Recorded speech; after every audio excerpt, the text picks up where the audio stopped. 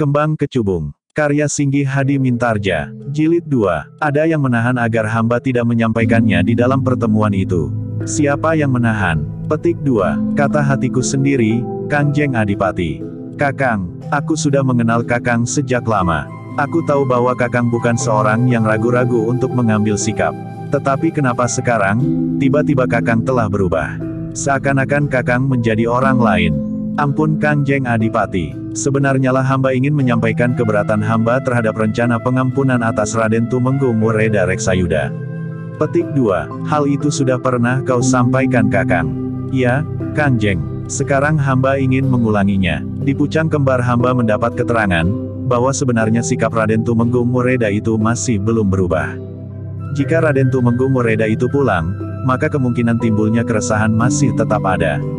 Kakang Reksabawa, apakah Kakang tidak yakin akan kemampuan para petugas sandi kita serta kekuatan para prajurit di Sendang Arum?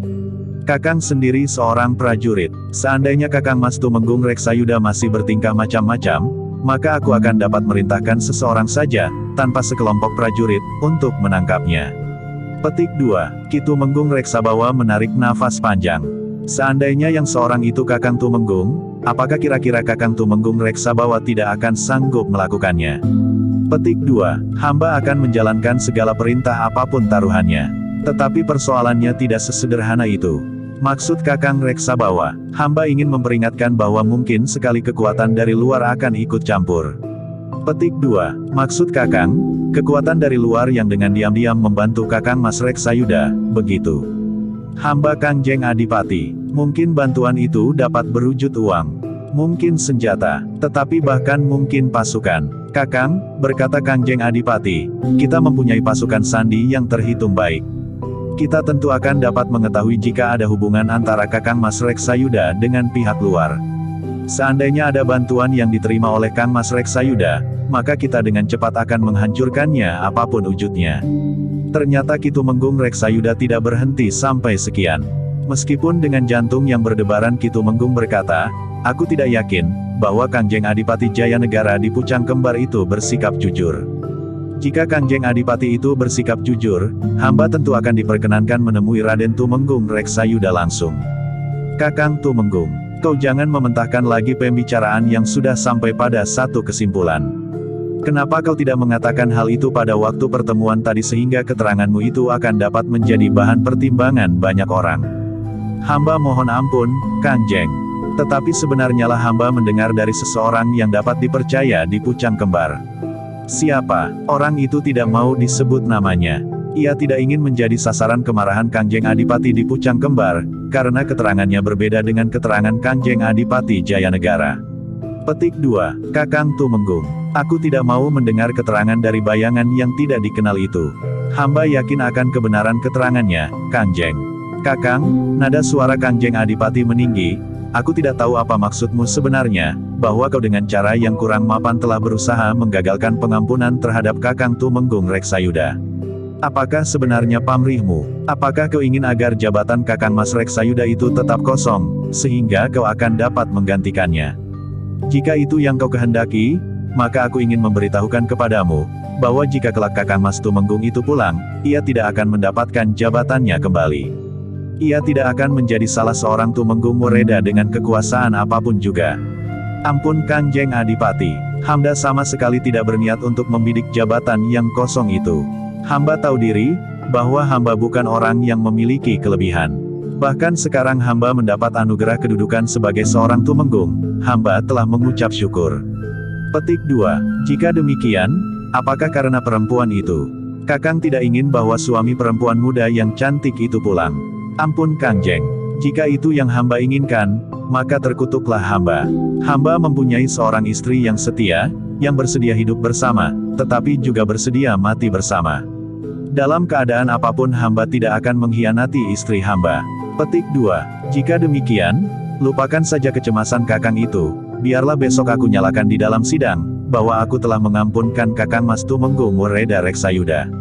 Tentu saja bersamaan dengan itu, aku akan memberikan perintah kepada senapati pasukan sandi agar dengan hati-hati selalu mengawasi Kakang Mas Tumenggung, terutama hubungannya dengan orang yang tidak dikenal.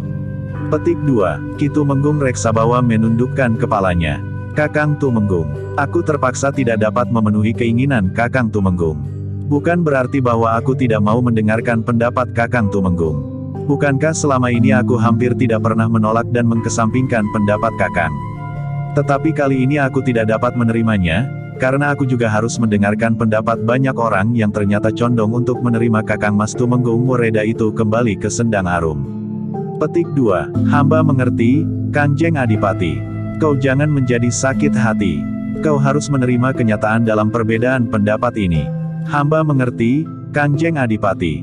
Hamba sama sekali tidak menjadi sakit hati, meskipun hamba mengakui bahwa hamba menjadi cemas. Tetapi mudah-mudahan tidak terjadi sesuatu. Hamba hanya melihat dengan mata perasaan hamba, bahwa sesuatu akan terjadi. Petik 2. Jangan cemas. Kita harus percaya diri, bahwa kita sekarang cukup kuat untuk menghadapi banyak persoalan yang mungkin akan dapat mengganggu ketenangan hidup kita. Petik 2. Hamba Kanjeng Adipati, sahut Ki Tumenggung Reksabawa yang kemudian mohon diri, ampun Kanjeng. Jika demikian perkenankanlah hamba mengundurkan diri. Petik 2. Silahkan, Kakang. Ki Tumenggung Reksabawa pun kemudian meninggalkan Serambi dalam kadipaten. Sepeninggal Ki Tumenggung, Kanjeng Adipati Wirakusuma duduk sendiri di Serambi. Pandangan matanya menerawang jauh menembus pintu yang terbuka, menusuk ke panasnya sinar matahari di siang hari. Kanjeng Adipati terkejut ketika ia mendengar suara lembut, yang rasa-rasanya seperti suara Raden Ayu Wirakusuma yang telah meninggal. Uwa Tumenggung Reksabawa benar. Petik 2. Kanjeng Adipati itu pun segera bangkit. Ketika ia berpaling, maka yang dilihatnya adalah anak perempuannya, Ririswari. Kau Riris, desis Kanjeng Adipati. Hamba ayahanda, menurut pendapat hamba, apa yang dikatakan oleh Uwa Tumenggung Reksabawa itu benar. Kanjeng Adipati Wirakusuma menarik nafas panjang. Katanya, Riris, sudahlah. Sebaiknya kau tidak usah ikut memikirkan tata pemerintahan di Sendang Arum. Ayahanda, dahulu, ketika ibunda masih ada, ayahanda selalu bersedia mendengarkan pendapat ibunda meskipun kadang-kadang ayahanda tidak sependapat. Sekarang, aku mohon ayahanda bersedia juga mendengarkan pendapatku. Kau masih terlalu muda untuk ikut berbicara tentang pemerintahan serta kebijaksanaan yang aku ambil, Riris. Petik 2. Ayahanda, berkata Riris kemudian, seperti yang pernah aku katakan, menurut pendapatku, Bibi yang muda dan cantik itu tidak berbuat jujur. Jika Bibi memohon pengampunan bagi Uwa Tumenggung, itu hanya sekedar permainan yang belum kita ketahui maksudnya. Petik 2. Kau berprasangka Riris, mungkin dengan memohon pengampunan itu, Bibi mendapat kesempatan untuk dapat menghadap ayahanda berkali-kali. Riris, bukankah Bibi masih muda, cantik dan gelisah? Kau memandangnya dari sisi yang lain dari sisi pandang Ki Tumenggung Reksabawa. Bagi Bibi, apakah permohonannya dikabulkan atau tidak, sudah bukan masalah lagi. Petik 2. Sudahlah.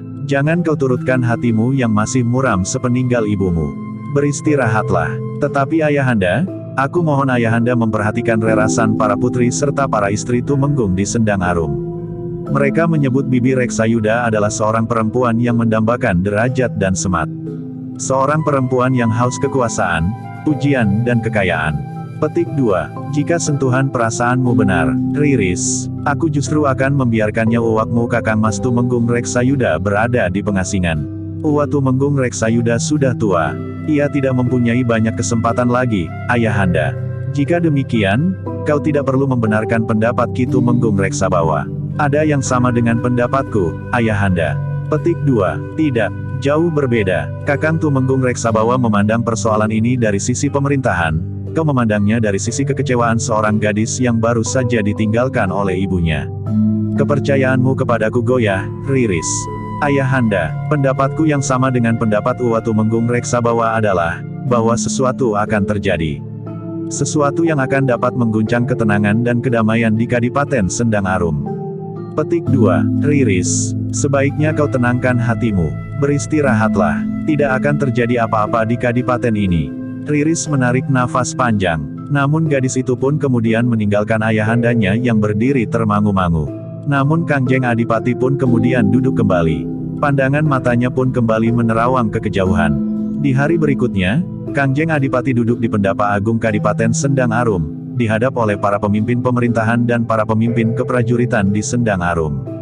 para Nayaka dan Sentana. Dalam pertemuan itu, Kangjeng Adipati pun berkata kepada semuanya yang hadir, para pemimpin di Sendang Arum, para Sentana dan Nayaka. Aku, Adipati Sendang Arum, yang memegang kekuasaan tunggal, telah memutuskan, berdasarkan pembicaraan di antara para pemimpin, Nayaka dan Sentana Kadipaten Sendang Arum, bahwa aku, Adipati Sendang Arum, telah memberikan pengampunan kepada Raden Tumenggung Reksayuda yang karena kesalahan yang telah dilakukannya, diasingkan keluar telatah kekuasaan Kadipaten Sendang Arum dan memilih untuk tinggal di Kadipaten Pucang Kembar selama 5 tahun. Tetapi atas permohonan, atas pertimbangan dan pendapat para pemimpin, para Nayaka dan Sentana, maka setelah Raden Tumenggung Reksayuda menjalani hukuman sekitar 3 tahun, maka aku, Adipati Sendang Arum telah menetapkan, bahwa Raden Tumenggung Reksayuda tidak perlu menjalani sisa hukumannya. Karena itu, maka sejak saat ini, Raden Tumenggung Reksayuda sudah dibebaskan dari hukuman pengasingan itu. Semua yang hadir mendengarkan pernyataan Kangjeng Adipati Wirakusuma dengan sungguh-sungguh. Tetapi mereka sama sekali tidak terkejut lagi, karena persoalannya memang sudah dibicarakan sebelumnya. Meskipun ada 1-2 orang yang berpendapat lain, tetapi sebagian terbesar dari para pemimpin, Nayaka dan Sentana tidak menaruh keberatan atas pengampunan itu. Namun dalam pada itu, demikian Kangjeng Adipati selesai dengan pernyataannya itu, tangis Raden Ayu Reksayuda tidak tertahankan lagi. Sambil menyembah, di sela-sela isak tangisnya, Raden Ayu Reksayuda itu pun berkata patah-patah, "Terima kasih. Terima kasih Dimas Adipati. Sebenarnya lah Dimas Adipati adalah seorang pemimpin yang berhati mulia. Dimas sudah menunjukkan sifat kepemimpinan yang sejati dari seorang adipati. Seorang pemimpin yang adil yang memerintah dengan kasih. Yang Maha Agunglah yang akan menilai, betapa Dimas Adipati benar-benar telah menjalankan tugas di dunia ini berdasarkan atas limpahan kuasanya." Petik 2. Sudahlah, Kang Bok. Yang aku lakukan sama sekali bukan karena kelebihanku sebagai seorang titah yang kebetulan mendapat limpahan kuasa itu. Keputusanku itu didasari dengan pembicaraan di antara para pemimpin di Sendang Arum. Aku hanya mengambil kesimpulan dari pembicaraan itu saja. Tetapi jika kesimpulan itu tidak berkenan di hati Dimas Adipati, maka Dimas akan dapat mengambil keputusan yang lairi.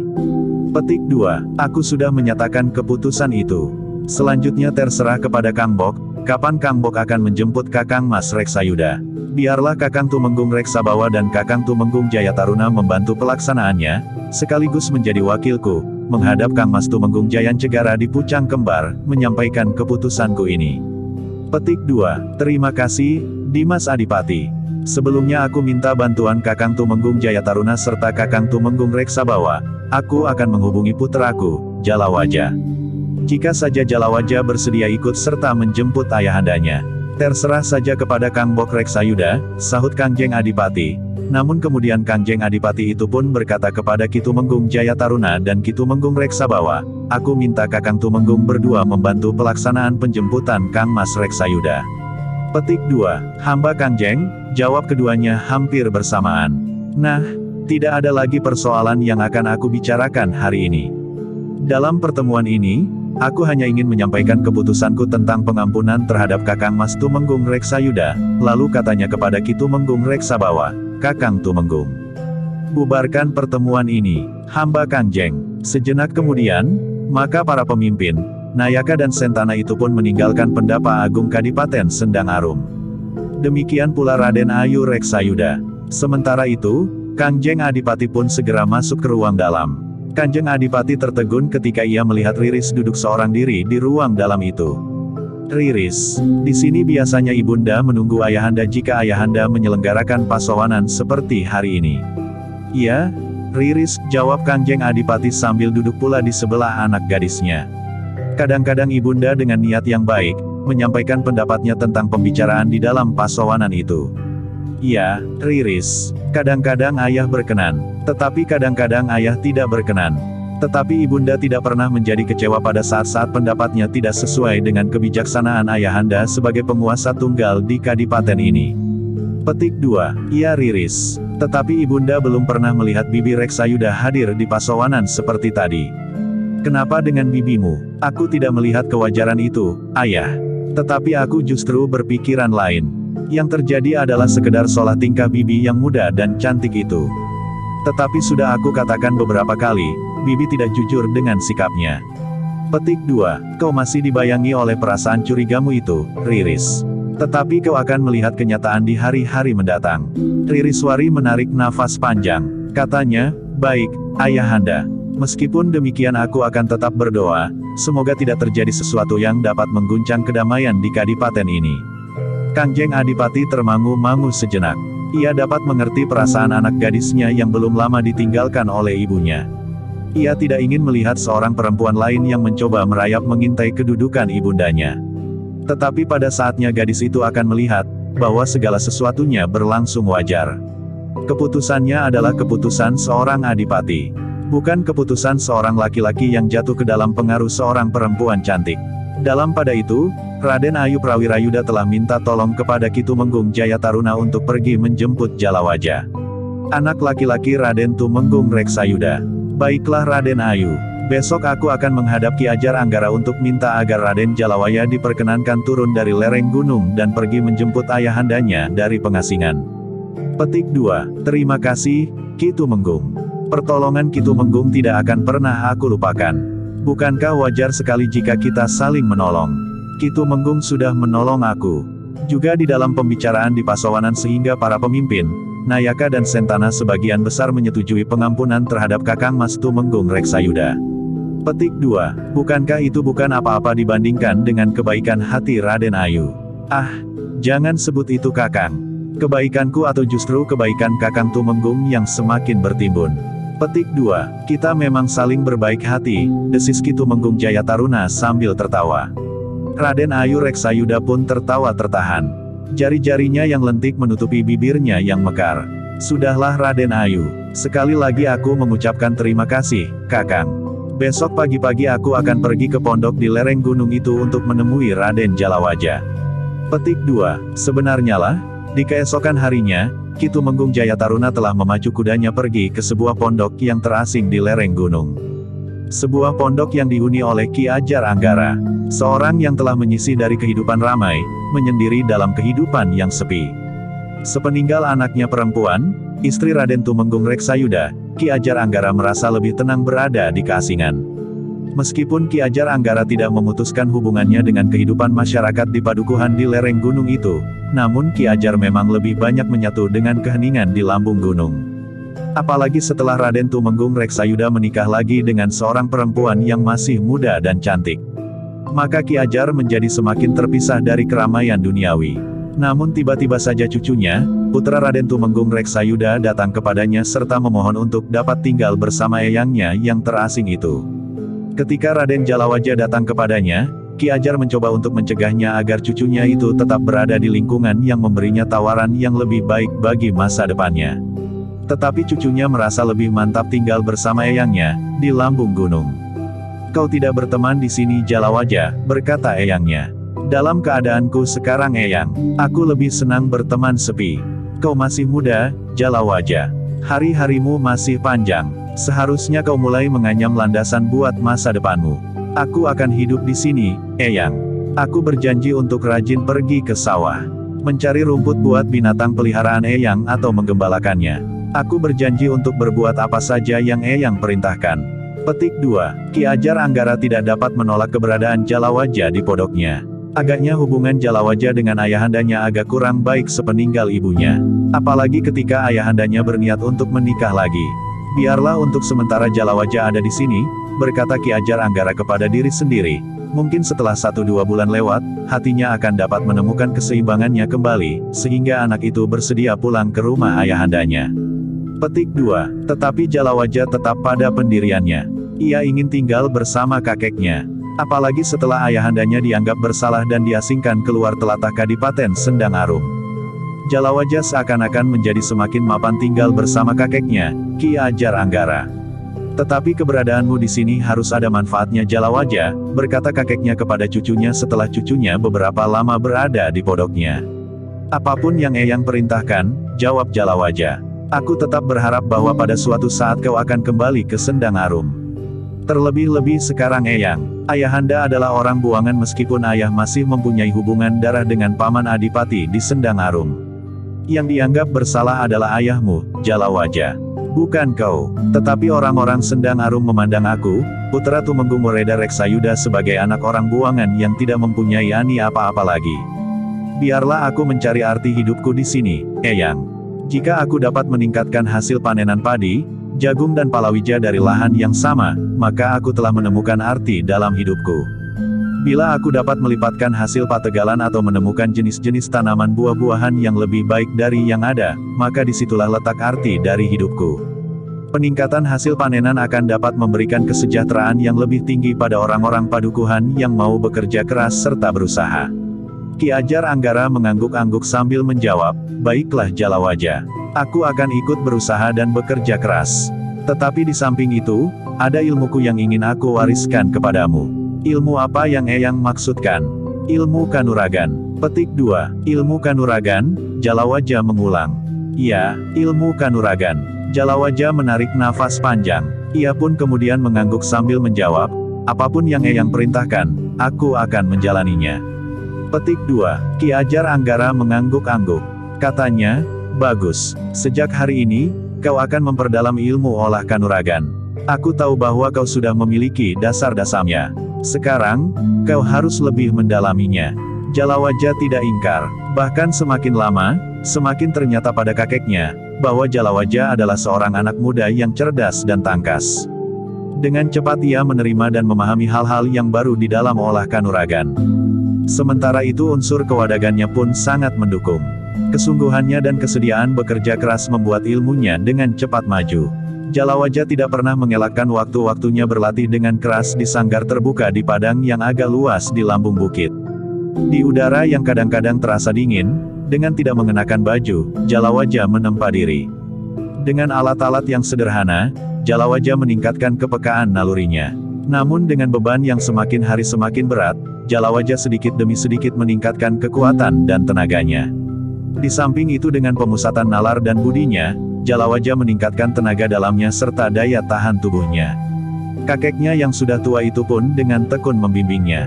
Kadang-kadang Jalawaja harus berlatih dengan beban yang digantungkan pada tangan dan kakinya. Kadang-kadangnya dalam latihan-latihan keseimbangan yang berat, Jalawaja menapak pada palang-palang bambu dan kayu. Bahkan sambil mengusung beban yang cukup berat. Di saat-saat lain, Jalawaja harus tenggelam dalam latihan-latihan olah tubuh, agar tubuhnya menjadi semakin lentur. Sehingga tubuh Jalawaja itu seolah-olah dapat digerakkan sesuai dengan kemauannya. Meskipun demikian, bukan berarti bahwa Jalawaja telah kehilangan seluruh waktunya untuk membajakan diri. Ia masih juga pergi ke sawah. Bukan sekedar mengerjakan apa yang sudah terbiasa dilakukan oleh para petani. Namun Jalawaja dengan beberapa orang anak muda dari padukuhan terdekat, mencoba untuk meningkatkan hasil sawah mereka. Tetapi kadang-kadang Jalawaja merasa kecewa, bahwa anak-anak muda itu tidak berpandangan jauh sebagaimana dirinya. Meskipun demikian, Jalawaja dapat menghargai kesediaan mereka untuk bekerja keras. Dari hari ke hari, Jalawaja memanfaatkan waktu sepenuhnya. Seakan-akan tidak ada waktu tertuang baginya. Jika ia tidak berada di sanggar, maka ia berada di sawah atau pategalan. Baru setelah senja turun, ia berada di sumur untuk menimba air, mengisi jambangan, kemudian mandi. Namun ada saatnya di malam hari, Jalawaja pun berada di sanggar tertutup bersama kakeknya, Ki Ajar Anggara.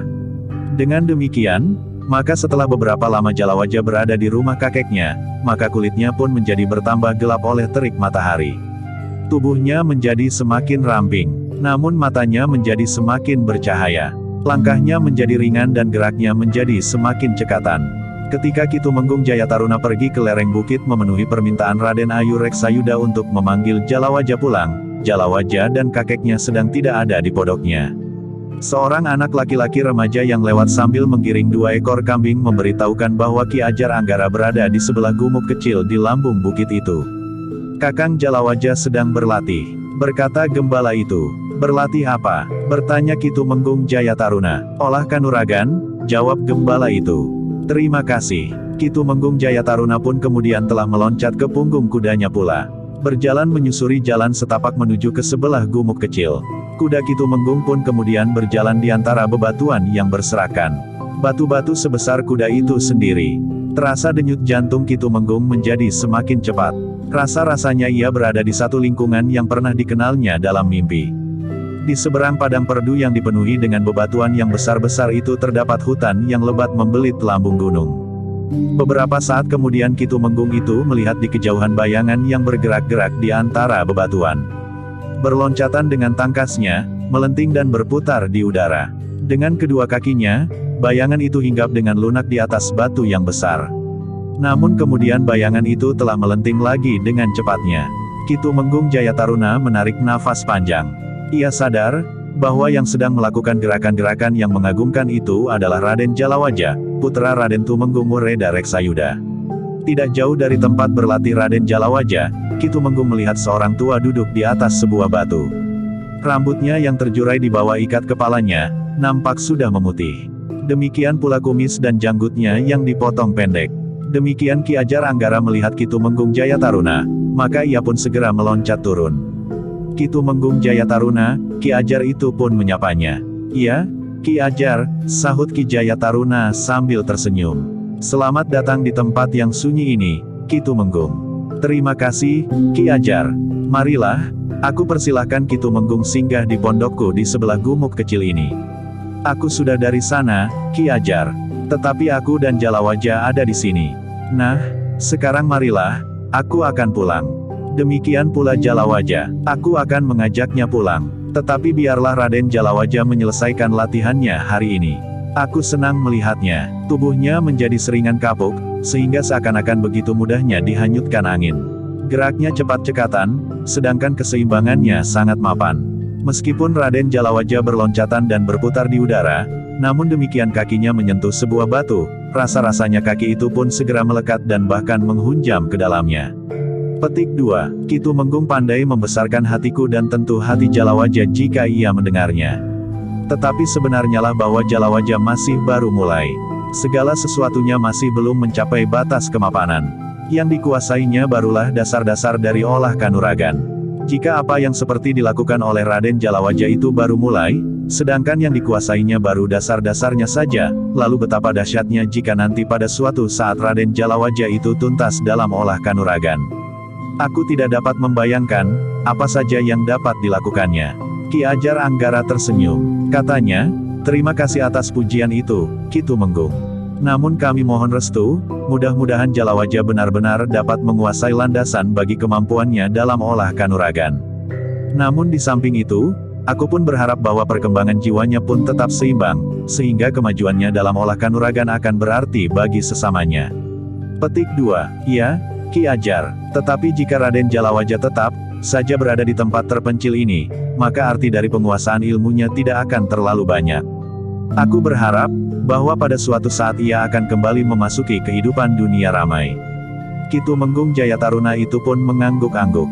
Sementara itu, Ki Ajar pun segera bertepuk tangan, memberikan aba-aba agar Jalawaja menghentikan latihannya. Sejenak kemudian, maka tata gerak Jalawaja pun menjadi semakin lamban. Kemudian diletakkannya seluruh tenaganya dan dilepasnya nafas-nafas panjang. Kedua belah tangannya pun kemudian perlahan-lahan turun di sisi tubuhnya. "Jalawaja, kemarilah." "Wayah," panggil kakeknya. Jalawaja mengusap keringat di keningnya dengan lengannya. Ketika ia kemudian melangkah mendekati ayahnya, dilihatnya Ki Tumenggung Jayataruna berdiri di sebelah ayahnya sambil memegangi kendali kudanya.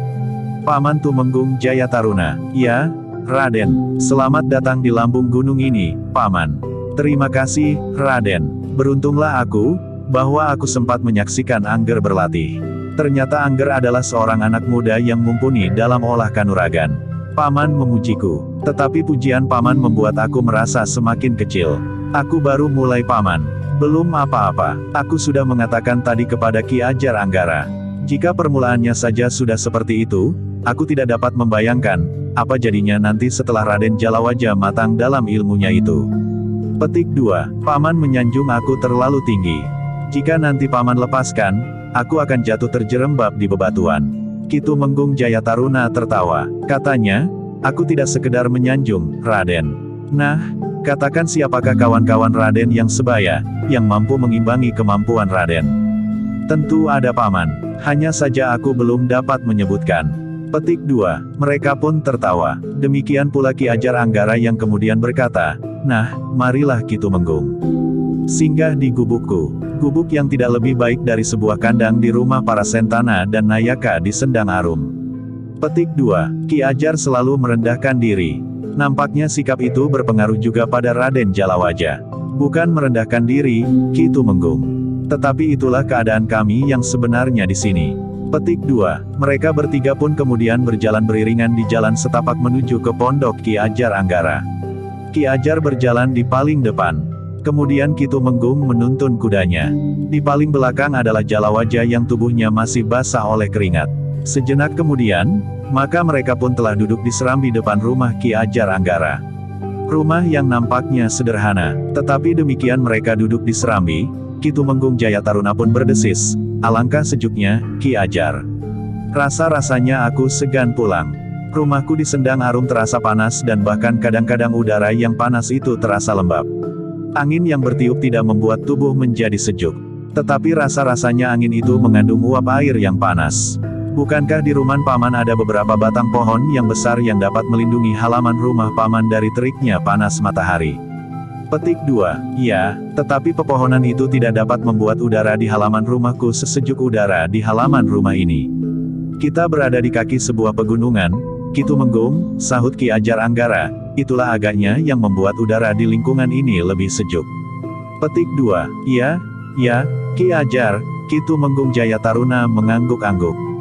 Dalam pada itu, Ki Ajar pun kemudian berkata kepada Jalawaja, "Ger, Pamanmu Tumenggung Jayataruna datang untuk menemuimu.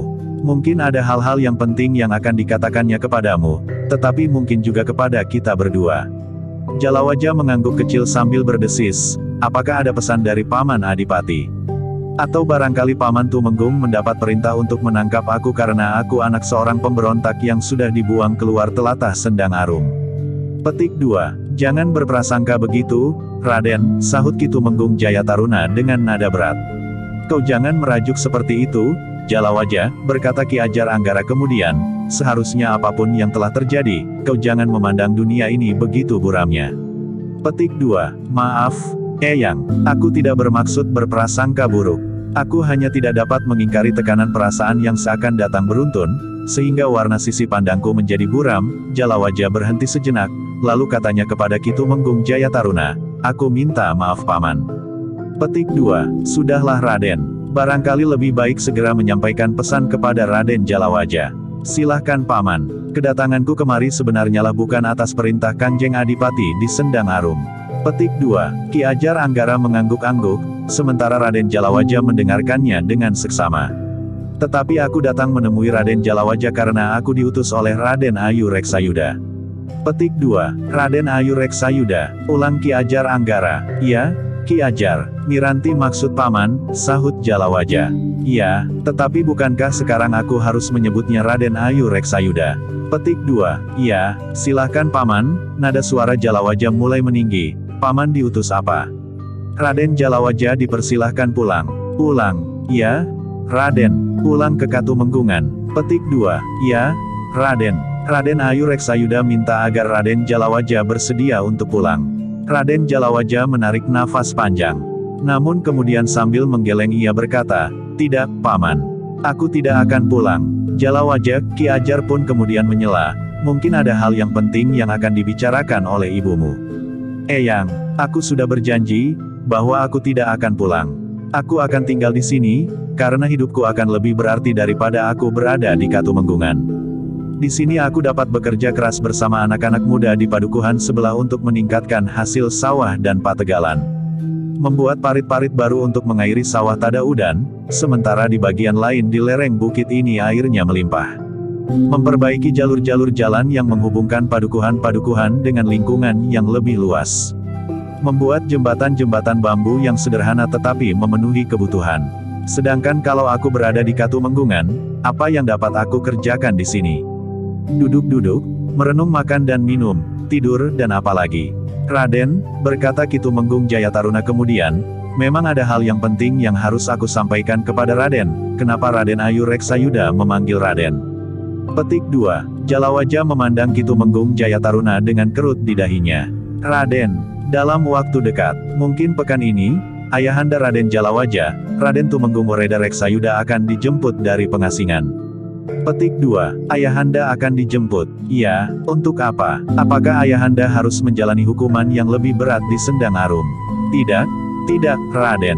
Raden Tumenggung Wereda Reksayuda telah mendapatkan pengampunan setelah menjalani hukuman sekitar 3 tahun dan hukuman yang seharusnya dijalani selama 5 tahun.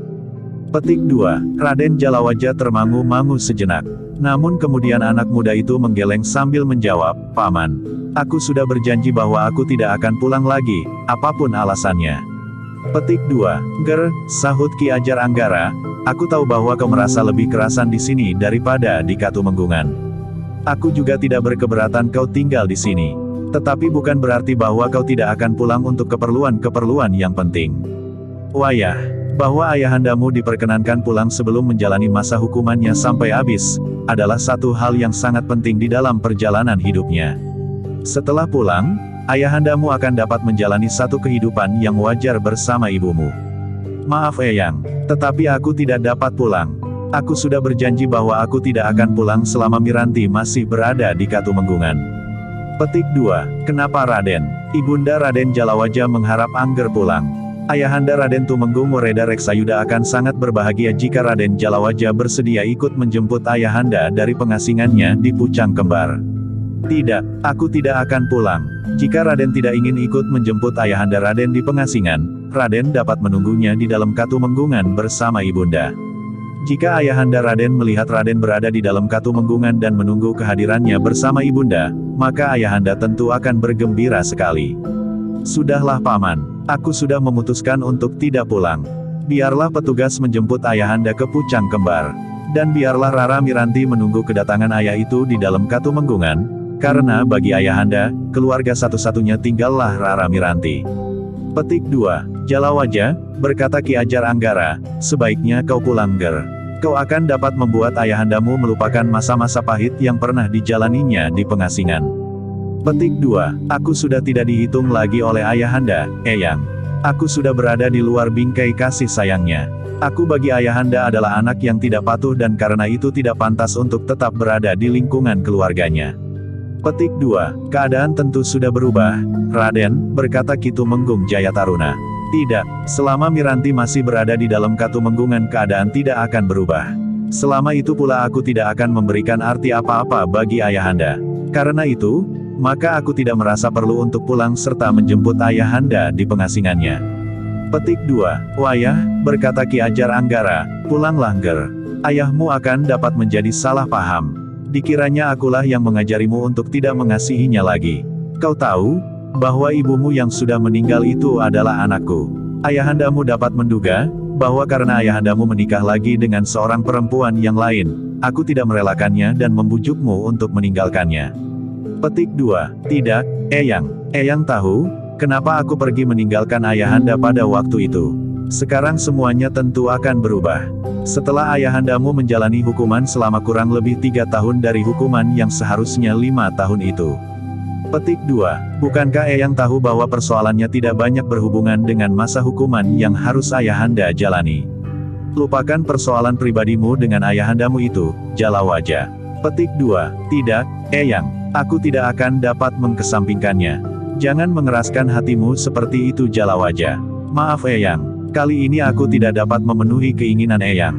Mungkin hal ini adalah satu-satunya keingkaranku terhadap janjiku untuk mematuhi segala petunjuk nasihat dan perintah Eyang. Raden, apakah sebenarnya yang menghalangi Angger untuk pulang? Apalagi menanggapi persoalan yang amat penting ini. Paman, sebenarnya aku tidak ingin mengatakan kepada Paman, karena persoalannya adalah persoalan yang sangat pribadi. Tetapi biarlah Paman mengetahui, kenapa hatiku menjadi sekeras batu hitam di lereng gunung itu. Apakah itu perlu Ger? Biarlah Eyang. Biarlah Paman Jayataruna tidak menganggapku sebagai anak yang durhaka yang tidak mengasihi ayahandanya yang menjadi lantaran kelahiranku di dunia ini. Petik 2. Ki Ajar Anggara hanya dapat menarik nafas panjang. Paman, pada waktu itu, ayahanda telah memanggilku menghadap. Jalawaja pun mulai dengan ceritanya untuk meyakinkan Ki Tumenggung Jayataruna, bahwa ia mempunyai alasan untuk menolak panggilan ibu tirinya. Menjelang tengah hari, Jalawaja telah menghadap ayahandanya. Namun Jalawaja itu terkejut ketika ia melihat seorang perempuan duduk bersama ayahandanya di ruang dalam. Miranti, desis Jalawaja. Jalawaja, polong ayahandanya, kenapa kau sebut saja namanya? Kau harus menghormatinya, perempuan itu adalah bakal ibumu. Ibuku, maksud ayahanda, duduklah Ngger, berkata perempuan itu, kau tentu belum mengetahuinya, bahwa aku memang calon ibumu. Ayah, suara Jalawaja bergetar, jadi ayah akan menikah lagi. Petik 2, ya, Jalawaja, dan perempuan inilah calon ibumu itu. Jadi ayah akan menikah dengan Miranti. Jangan sebut namanya saja, panggil perempuan itu ibu. Ia akan menjadi ibumu. Aku sudah terbiasa memanggil namanya ayah. Kau kenal dengan calon ibumu. Sudah ayah, itulah sebabnya aku hanya menyebut namanya. Petik 2, jika demikian, sejak sekarang kau harus belajar memanggilnya ibu. Jangan panggil namanya saja, biarlah Kang Mas. Angger Jalawaja tentu tidak dapat merubah kebiasaannya dengan serta-merta. Tetapi lambat laun ia akan terbiasa memanggilku ibu. Tidak, aku tidak akan pernah melakukannya. Jalawaja, ayah, apakah ayah sudah berpikir masak untuk menikah lagi dengan perempuan itu? Petik 2, sudah, Jalawaja, aku sudah berpikir berulang kali. Jadi kehadiran ibunda di Katumenggungan ini tidak lebih dari semilir angin yang bertiup. Terdapat sedikit kesejukan di hati ayahanda pada waktu itu. Tetapi setelah angin itu lewat, maka ayahanda telah melupakannya. Tidak, Jalawaja, aku tidak pernah melupakannya. Tetapi aku tidak dapat ingkar dari kenyataan, bahwa ibundamu telah meninggal. Ia tidak akan pernah dapat hadir lagi di rumah ini. Aku tidak akan pernah dapat berbicara lagi dengan ibundamu. Itukah batas kesetiaan ayahanda? Aku setia sampai batas hidupnya. Yang Maha Agunglah yang telah memisahkan kami. Batas kasih itu menurut ayahanda adalah akhir dari sebuah kebersamaan. Setelah ibunda tidak lagi bersama ayahanda, maka kasih dan kesetiaan itu pun tidak lagi mengikat. Petik 2, sudah aku katakan, Jalawaja. Aku tidak pernah melupakan ibumu. Kang Mas, terdengar suara lembut Rara Miranti. Sambil mengusap matanya yang basah. Rara Miranti itu pun berkata, aku menjadi sangat terharu mendengar sikap Angger Jalawaja. Hatinya yang terbuka memungkinkan aku melihat tembus ke dalamnya. Angger Jalawaja adalah seorang anak muda yang sangat mengisihi ibundanya. Ia pun seorang anak muda yang setia.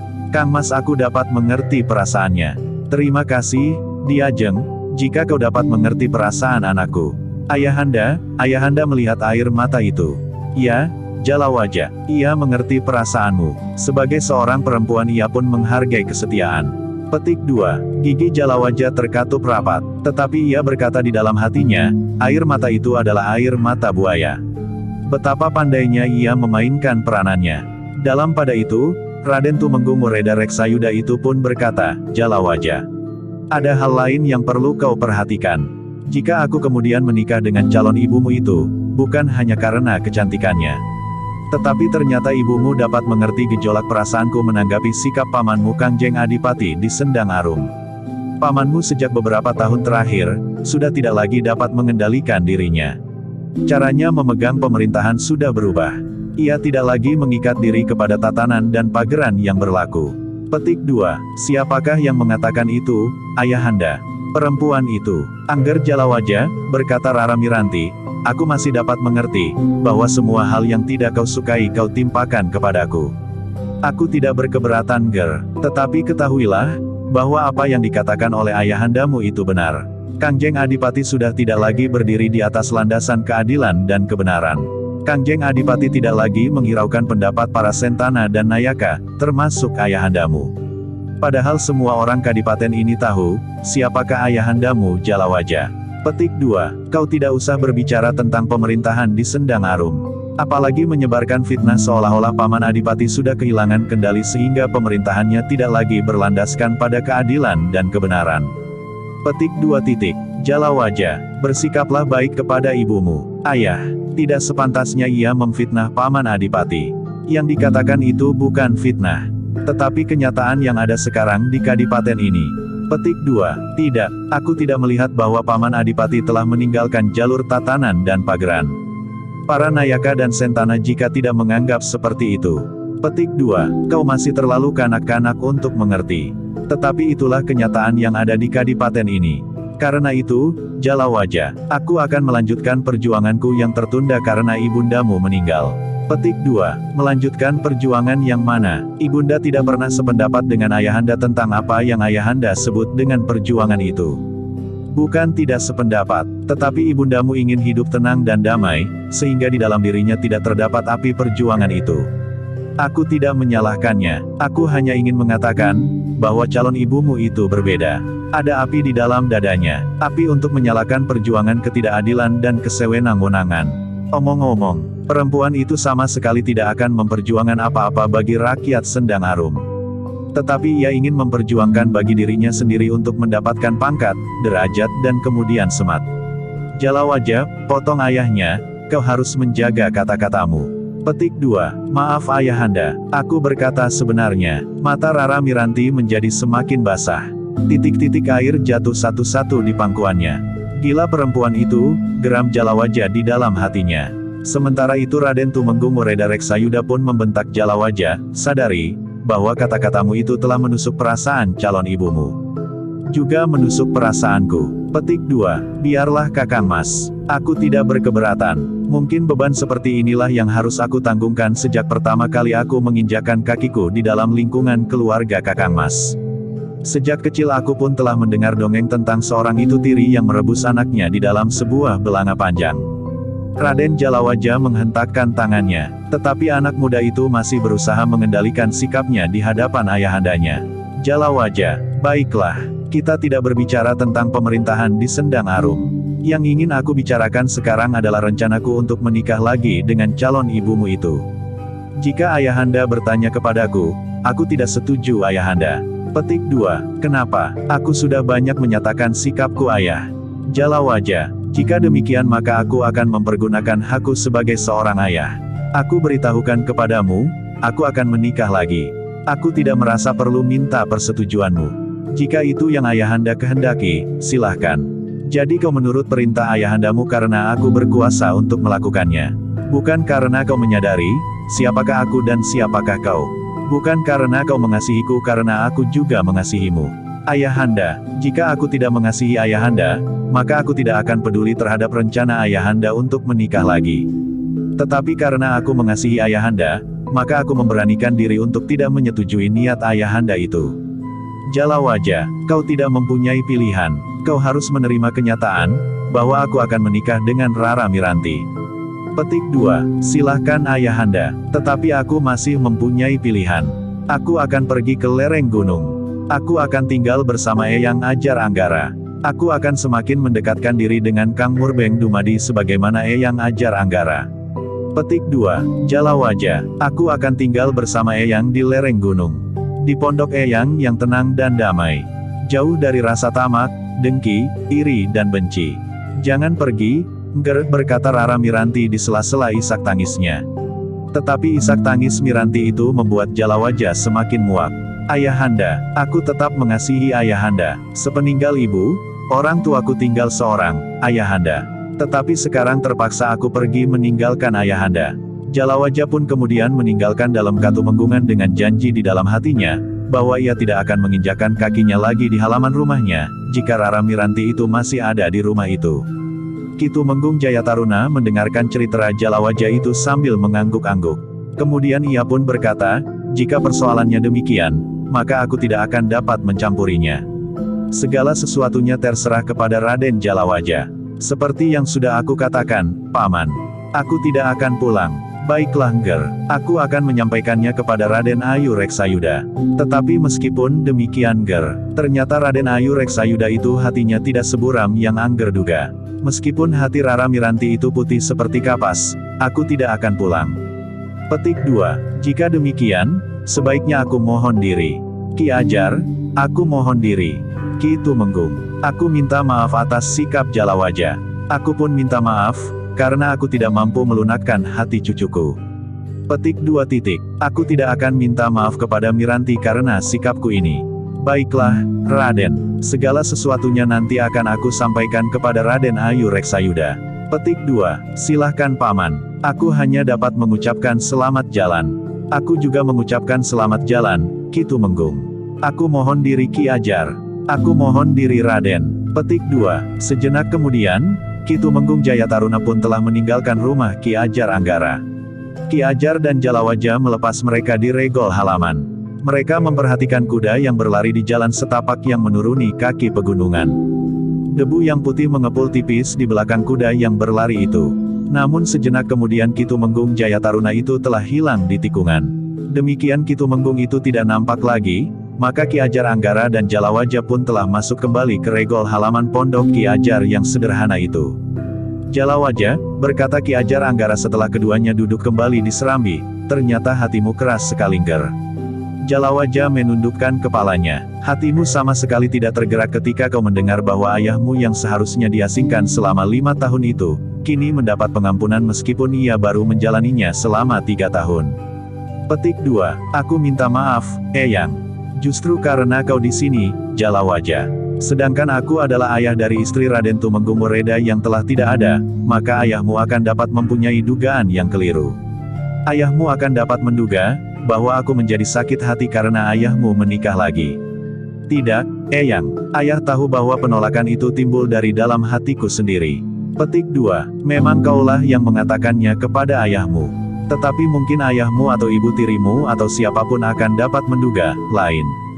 Mereka dapat menganggap bahwa sikapmu itu dilandasi oleh hasutan-hasutanku. Petik 2. Tidak Eyang. Tidak, Eyang jangan menyalahkan diri sendiri. Jika sikapku ini salah, maka akulah yang bersalah. Bukan Eyang. Jalawaja, kau harus menyadari bahwa ayahandamu itu tetap saja ayahandamu meskipun kau tidak mengakuinya. Semua orang tahu bahwa kau adalah putra Raden Tumenggung Wereda Reksayuda. Meskipun kau membencinya apalagi setelah ayahmu itu diasingkan, kau tetap saja anaknya. Petik 2. Aku tahu, Eyang, yang aku lakukan ini tidak ada hubungannya dengan hukuman yang harus disandang oleh ayahanda. Aku akan tetap menghormatinya dan akan tetap berbuat apa saja baginya meskipun ayahanda diasingkan. Tetapi yang tidak dapat aku terima adalah karena ayah telah menikah lagi dengan Rara Miranti. Apapun yang dilakukan oleh ayahmu, Jalawaja, setuju atau tidak setuju, kau tidak dapat ingkar bahwa ayahandamu adalah lantaran dari Yang Maha Agung untuk menghadirkanmu di dunia ini. Memang itu bukan atas kehendakmu sendiri, Jalawaja, sehingga kau dapat menimpakan semua tanggung jawab kepada ayahandamu. Tetapi pada dasarnya, ayahmu telah mendapat kepercayaan Yang Maha Agung menjadi lantaran keberadaanmu di muka bumi ini. Karena itu, maka kau harus menghormati kepercayaan Yang Maha Agung itu. Ya, Eyang. Nah, mumpung Kitumenggung Jayataruna belum jauh, susuloh dan ikutlah bersamanya. Kudamu akan mampu mengimbangi kecepatan berlari kuda Kitumenggung. Ampun Eyang, aku tidak dapat melakukannya. Jalawaja, nada suara Ki Ajar Anggara pun meninggi. Kenapa kau tidak mau mendengarkan kata-kataku, Jalawaja? Bukankah kau tahu bahwa aku tidak akan menjerumuskanmu ke dalam satu keadaan yang buruk bagimu? Apakah kau malu menampakkan dirimu di Sendang Arum karena ayahmu pernah dihukum, bahkan diasingkan? Eyang, Jalawaja itu beringsut sejengkal. Sebenarnya aku akan menyimpan rahasia yang satu ini di dalam hatiku. Tetapi aku tidak ingin menjadi seorang anak yang durhaka di mata Eyang.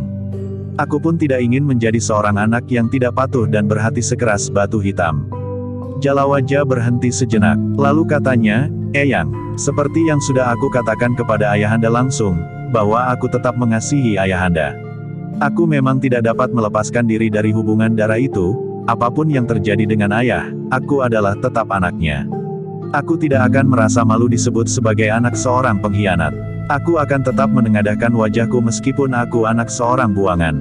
Jadi apa yang menghalangimu pulang, Jalawaja? Karena kau tidak setuju ayahandamu menikah lagi. Petik 2. Aku memang menjadi sangat kecewa bahwa ayahanda telah menikah lagi.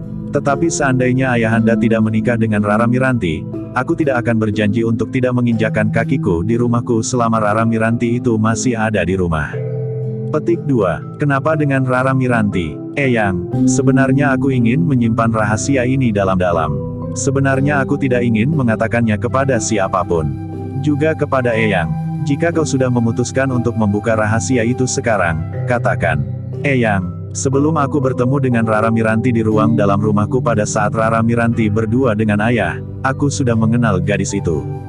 Petik 2. Kau sudah mengenalnya? Ya, aku sudah mengenalnya. Aku juga sudah mengatakan kepada ayahanda, bahwa aku sudah mengenalnya. Tetapi yang aku katakan juga hanya terbatas sampai di situ, meskipun sebenarnya aku mempunyai cerita yang cukup panjang tentang Rara Miranti. Petik 2. Ki Ajar Anggara tidak menjawab. Ia menunggu Jalawaja itu menceritakan rahasianya yang telah menghalanginya untuk pulang dalam keadaan apapun juga. Dengan nada suara yang dalam, maka Jalawaja itu pun bercerita. Menjelang senja Jalawaja asyik duduk di bendungan dengan pancing di tangannya. Sudah sejak matahari turun, Jalawaja duduk di bendungan itu. Ia terbiasa berada di tempat itu untuk memancing ikan. Kadang-kadang dengan 2 atau 3 orang kawannya.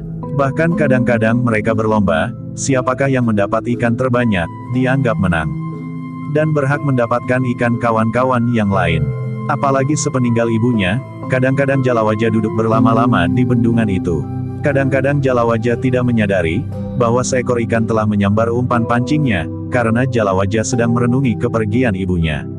Rasa-rasanya Jalawaja masih belum puas berada di bawah sayap kasih ibunya. Namun tiba-tiba ibunya harus dipanggil pulang oleh penciptanya. Senja itu Jalawaja terkejut ketika seorang gadis tiba-tiba saja sudah duduk di sampingnya. "Kakang," Jalawaja berpaling. Yang duduk di sampingnya adalah Rara Miranti. "Miranti, sebentar lagi hari akan gelap. Kenapa kau datang kemari? Jika ada orang yang melihat, maka orang itu akan mempunyai dugaan yang keliru tentang kita." Petik 2. Tidak, Kakang. Mereka tidak akan mempunyai dugaan yang keliru. Mereka tentu mengira bahwa kita berdua telah saling jatuh cinta. Kita berdua sudah berjanji untuk hidup bersama. Bukankah mereka tidak keliru? Miranti, Jalawaja beringsut menjauh. Tetapi Miranti pun beringsut pula. Bahkan bersandar di bahu Jalawaja. "Kakang, aku ingin jawabmu. Kapan kita akan menikah?" "Miranti, siapakah yang pernah mengatakan kepadamu bahwa Kia akan menikah? Aku mencintaimu, Kakang. Jangan berbicara tentang pernikahan, Miranti. Kita masih terlalu muda untuk berbicara tentang pernikahan." "Tidak, Kakang, kita tidak terlalu muda lagi. Marinte Chen, yang 2 tahun lebih muda dari aku, juga lelah menikah. Rebana yang lebih muda dari Kakang, juga sudah menikah. Tetapi aku masih belum ingin menikah, Miranti. Sementara itu hubungan di antara kita adalah hubungan wajar saja. Aku tidak pernah mengatakan kepadamu, bahwa suatu saat kita akan menikah. Jangan bergurau Kakang. Marilah kita berbicara dengan sungguh-sungguh. Apa yang akan kita bicarakan?" Petik 2. Hari-hari yang akan kita jelang. Hari-hari yang indah seperti indahnya senja ini, Kakang. Sebentar lagi matahari akan terbenam di balik bukit itu. Teapi di seberang, bulan akan segera bangkit menghiasi langit. Dedaunan, air di sungai itu, kita berdua, akan segera mandi dengan cahayanya yang gemulai. Sudahlah, Miranti, jangan bermimpi, bukankah kau tidak tidur? Petik 2. Kita dapat tidur di sini, Kakang. Ketika Miranti mendesaknya lagi, Jalawaja pun segera bangkit berdiri. Digulungnya pancingnya sambil berkata, "Aku akan pulang, Miranti." Petik 2. Miranti tertawa. Ia pun bangkit berdiri sambil berkata, "Tidak ada seorang pun yang berada di sekitar kita, Kakang. Hanya ada aku dan kau saja.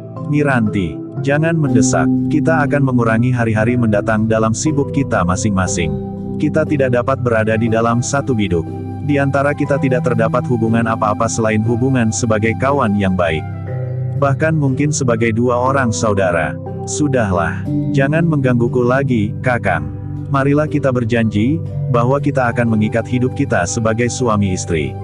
Aku datang kepadamu sekarang dengan penyerahan yang utuh. Apapun yang akan terjadi di kemudian hari, aku tidak akan menyesalinya. Jangan Miranti, sebaiknya kita menempuh jalan hidup kita masing-masing. Kau dengan jalan hidupmu, aku dengan jalan hidupku sendiri. Sudah aku katakan kepadamu, bahwa aku masih belum menginginkan seorang perempuan yang akan hidup bersamaku kelak.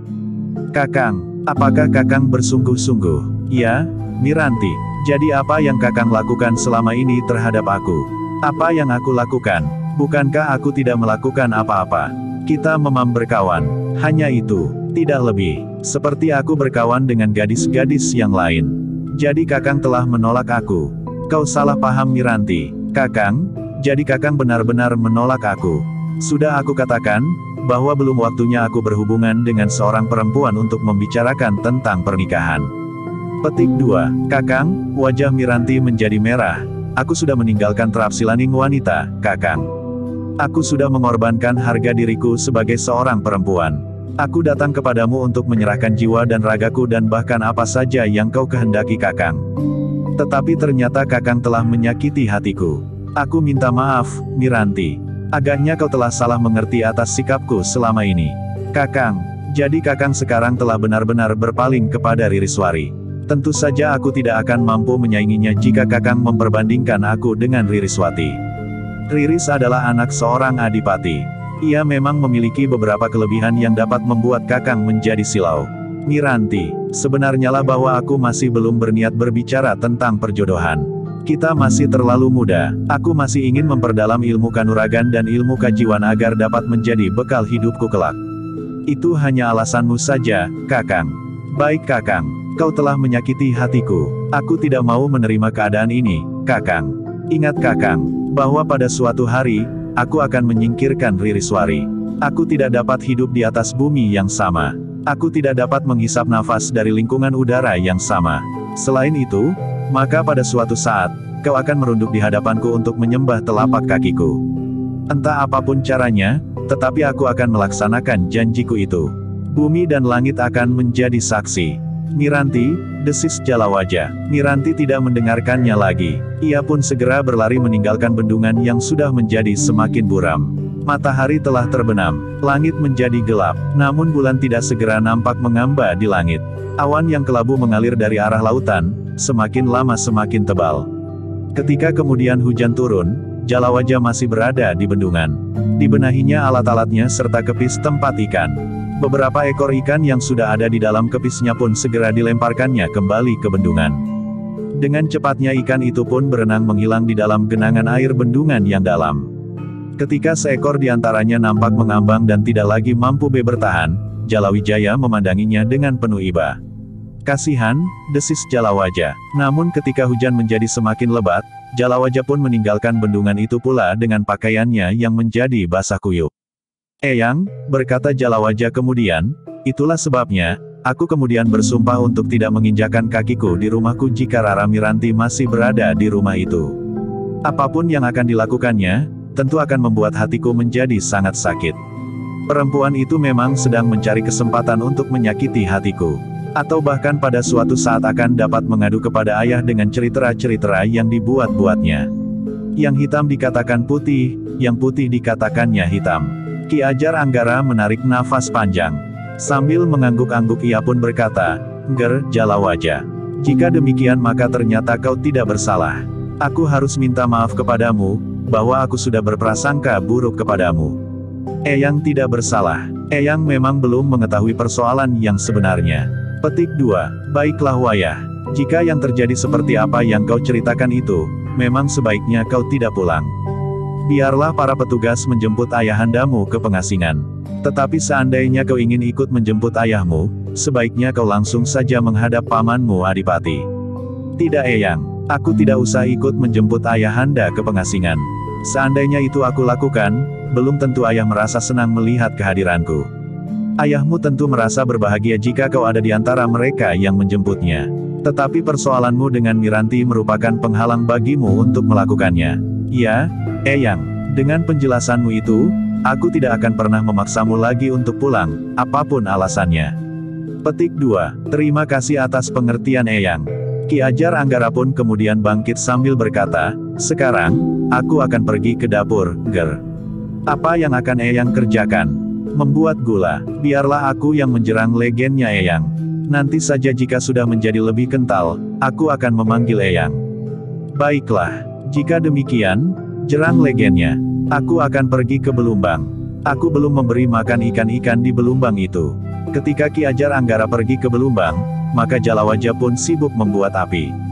Dipanasinya legen kelapa untuk dibuat gula. Dalam pada itu, Ki Tumenggung Jayataruna melarikan kudanya semakin kencang. Dilihatnya mendung mengganggung di langit. Semakin lama semakin tebal, tetapi ternyata bahwa hujan tidak segera jatuh. Ada angin semilir yang mendorong mendung itu mengalir ke utara, serta singgah di lerengnya gunung yang tinggi. Jika hujan itu turun di lereng gunung, maka sungai-sungai akan banjir, berkata Ki Jayataruna di dalam hatinya.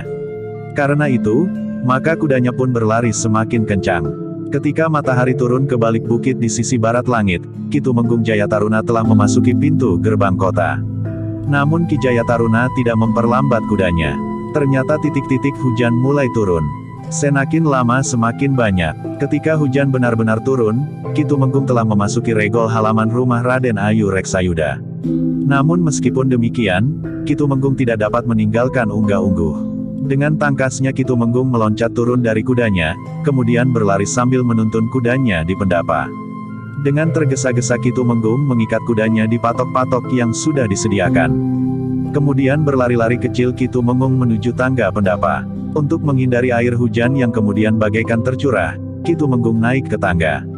Namun kemudian berhenti. Sejenak Ki Tumenggung berdiri termangu-mangu. Ki Tumenggung menjadi berdebar-debar ketika ia melihat pintu peringgitan di seberang pendapa itu terbuka. Raden Ayu Reksayuda muncul dari balik pintu itu sambil tersenyum. "Marilah Kakang Tumenggung. Silahkan naik." "Maaf Raden Ayu, pakaianku agak basah." "Tidak apa-apa, Kakang. Silahkan masuk ke ruang dalam." "Terima kasih Raden Ayu. Aku akan duduk di peringgitan saja. Aku hanya singgah untuk memberikan laporan hasil perjalananku menjumpai putra Raden Ayu." Raden Jalawaja. "Karena itu, marilah. Silahkan masuk." Hujan menjadi semakin lebat. Anginnya terlalu kencang. Ki Tumenggung Jayataruna memang merasa ragu. Tetapi ketika Raden Ayu Reksayuda itu mempersilahkannya sekali lagi, maka Ki Tumenggung pun telah melangkah ke pintu dan masuk ke ruang dalam. Dalam pada itu, lampu-lampu minyak pun telah menyala di pendapa, di peringgitan dan demikian pula lampu di ruang dalam sinarnya yang kekuning-kuningan menggeliat disentuh angin, sehingga bayang-bayang tiang dan perabot pun ikut menggeliat pula. Dengan wajah yang cerah Raden Ayu pun kemudian duduk pula menemui Ki Tumenggung Jayataruna.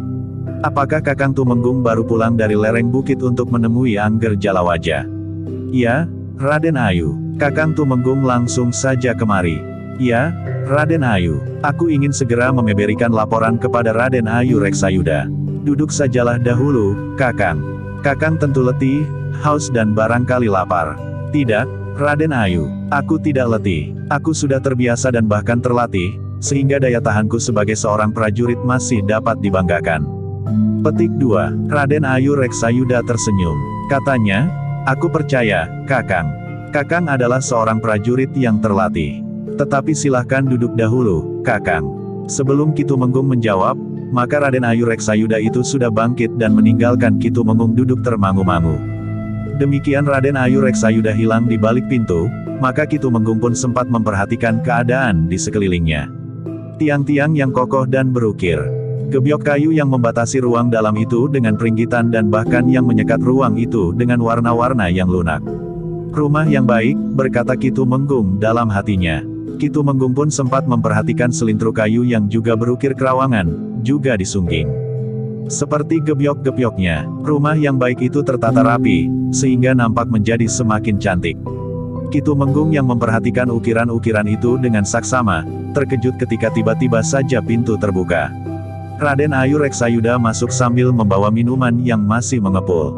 Jangan membuat Raden Ayu sibuk. Hanya minuman Kakang. Tetapi tentu merepotkan Raden Ayu. Petik 2. Bukankah Kakang belum sempat minum? Ketika hujan menjadi lebat, Kakang sudah berada di tangga pendapa. Ki Tumenggung tertawa. Namun kemudian disadarinya bahwa ia berada di rumah Raden Ayu Reksayuda, sehingga suara tertawanya pun segera tertahan. Bahkan dengan telapak tangannya Ki Tumenggung menutup mulutnya. "Tidak apa-apa, Kakang. Justru suara tertawa yang serta-merta itu membuat hati kita seakan-akan terbuka." Petik 2. "Iya, Raden Ayu," jawab Ki Tumenggung meskipun ia tidak mengerti maksudnya. "Aku sengaja menghidangkan sendiri minuman buat Kakang. Aku tidak dapat mempercayakannya kepada abdi di Katumenggungan ini, karena kadang-kadang mereka kurang dapat menempatkan diri di hadapan tamu-tamu. Apalagi di hadapan Kakang Tumenggung. Bukankah aku bukan tamu yang harus dihormati? Aku hanya seorang Tumenggung. Lalu siapa yang harus dihormati jika bukan seorang Tumenggung di kadipaten ini? Bukankah Kakang Mas Reksayuda juga seorang Tumenggung? Tetapi kedudukan Raden Tumenggung Reksayuda berbeda dengan kedudukanku, Raden Ayu. Raden Tumenggung Reksayuda adalah Tumenggung Moreda. Selebihnya Raden Tumenggung Reksayuda adalah sentanan dalam Kanjeng Adipati Sendang Arum. Apa bedanya? Bahkan secara kewadagan, Ki Tumenggung Jayataruna mempunyai banyak kelebihan. Ki Tumenggung masih lebih muda. Hari-hari depannya masih jauh lebih panjang, sehingga sepantasnya bahwa Kakang Tumenggung Jayaturana masih mempunyai cita-cita yang jauh lebih tinggi dari yang pernah dicapai oleh Kang Mas Tumenggung Reksayuda. Petik 2. Sebaiknya aku tidak usah berangan-angan, Raden Ayu. Aku tidak akan mungkin mencapai tataran yang lebih tinggi dari kedudukanku yang sekarang. Jika aku berangan-angan untuk dapat menggapai tingkat kedudukan yang lebih tinggi, itu aku akan menjadi kecewa di kemudian hari. Aku akan disebut seperti cecak muntal cagak. Seperti seekor cicak yang akan menelan tiang rumah ini. Raden Ayu Reksayuda tertawa. Katanya, Kakang pandai juga berandai-andai. Jika bukan seperti cecak muntal cagak, maka pepatah lain mengatakan seperti walang gayuh rembulan. Seperti bilalang merindukan bulan. Lain Raden Ayu. Artinya agak berbeda, meskipun keduanya ingin menunjukkan bahwa kemampuan pencapaian seseorang itu terbatas. Apa bedanya? Kakang, walang gayuh rembulan adalah cerita tentang seorang laki-laki yang merindukan seorang perempuan dari tataran yang berbeda. Mungkin seorang anak petani yang merindukan seorang anak bangsawan. Mungkin seorang laki-laki miskin, menginginkan perempuan yang kaya raya. Apakah Kakang pernah mendengar paribasan yang maknanya sebaliknya? Apakah ada paribasan yang berbunyi rembulan gayuh walang ing ara-ara kang kebak alang-alang? Rembulan merindukan bilalang di padang ilalang. Tentu tidak ada Raden Ayu. Dalam kenyataannya pun tidak akan ada. Raden Ayu tertawa. Katanya, minumlah Kakang. Terima kasih Raden Ayu. Ki Tumenggung Jayataruna itu pun menggapai mangkuknya. Tetapi tanpa diketahui sebabnya, tangannya menjadi gemetar. Setelah minum beberapa teguk, maka Ki Tumenggung itu pun berkata, "Sudahlah Raden Ayu. Sudah malam. Aku mohon diri. Masih hujan, Kakang. Nanti saja jika hujan sudah teduh." Mendungnya tebal sekali Raden Ayu. Tentu hujan agak lama baru teduh. Bukankah di sini Kakang tidak kehujanan? Petik 2. Ya, Raden Ayu. Tetapi aku tidak akan dapat tetap berada di sini. Kenapa? Jika hujan tidak segera reda, bahkan sampai jauh malam. Bahkan sampai dini hari, Kakang. Petik 2. Tiba-tiba saja keringat dingin mengembun di seluruh tubuh Ki Tumenggung Jayataruna. Kakang, berkata Raden Ayu Reksayuda kemudian, bukankah Kakang masih belum menceritakan perjalanan Kakang menemui Jalawaja? Oh, Ki Tumenggung Jayataruna seolah-olah tersadar dari sebuah mimpi. Ia singgah di rumah Raden Ayu Reksayuda untuk memberikan laporan tentang perjalanannya menemui Raden Jalawaja. Tetapi pembicaraannya dengan Raden Ayu Reksayuda serta sikap perempuan itu, seakan-akan telah membiusnya. Karena itu, maka Ki Tumenggung itu pun segera menceritakan hasil perjalanannya menemui Raden Jalawaja. Jadi anak itu tidak mau pulang, Ki Tumenggung. Ya, Raden Ayu. Kenapa? Apakah anak itu tidak mengatakan alasannya? Ki Tumenggung menjadi ragu-ragu. Namun kemudian ia menggeleng, "Tidak, Raden Ayu. Raden Jalawaja tidak mengatakan alasannya, kenapa ia tidak mau pulang dan tidak mau menjemput ayahandanya dari pengasingan." Petik 2. Anak itu memang keras kepala.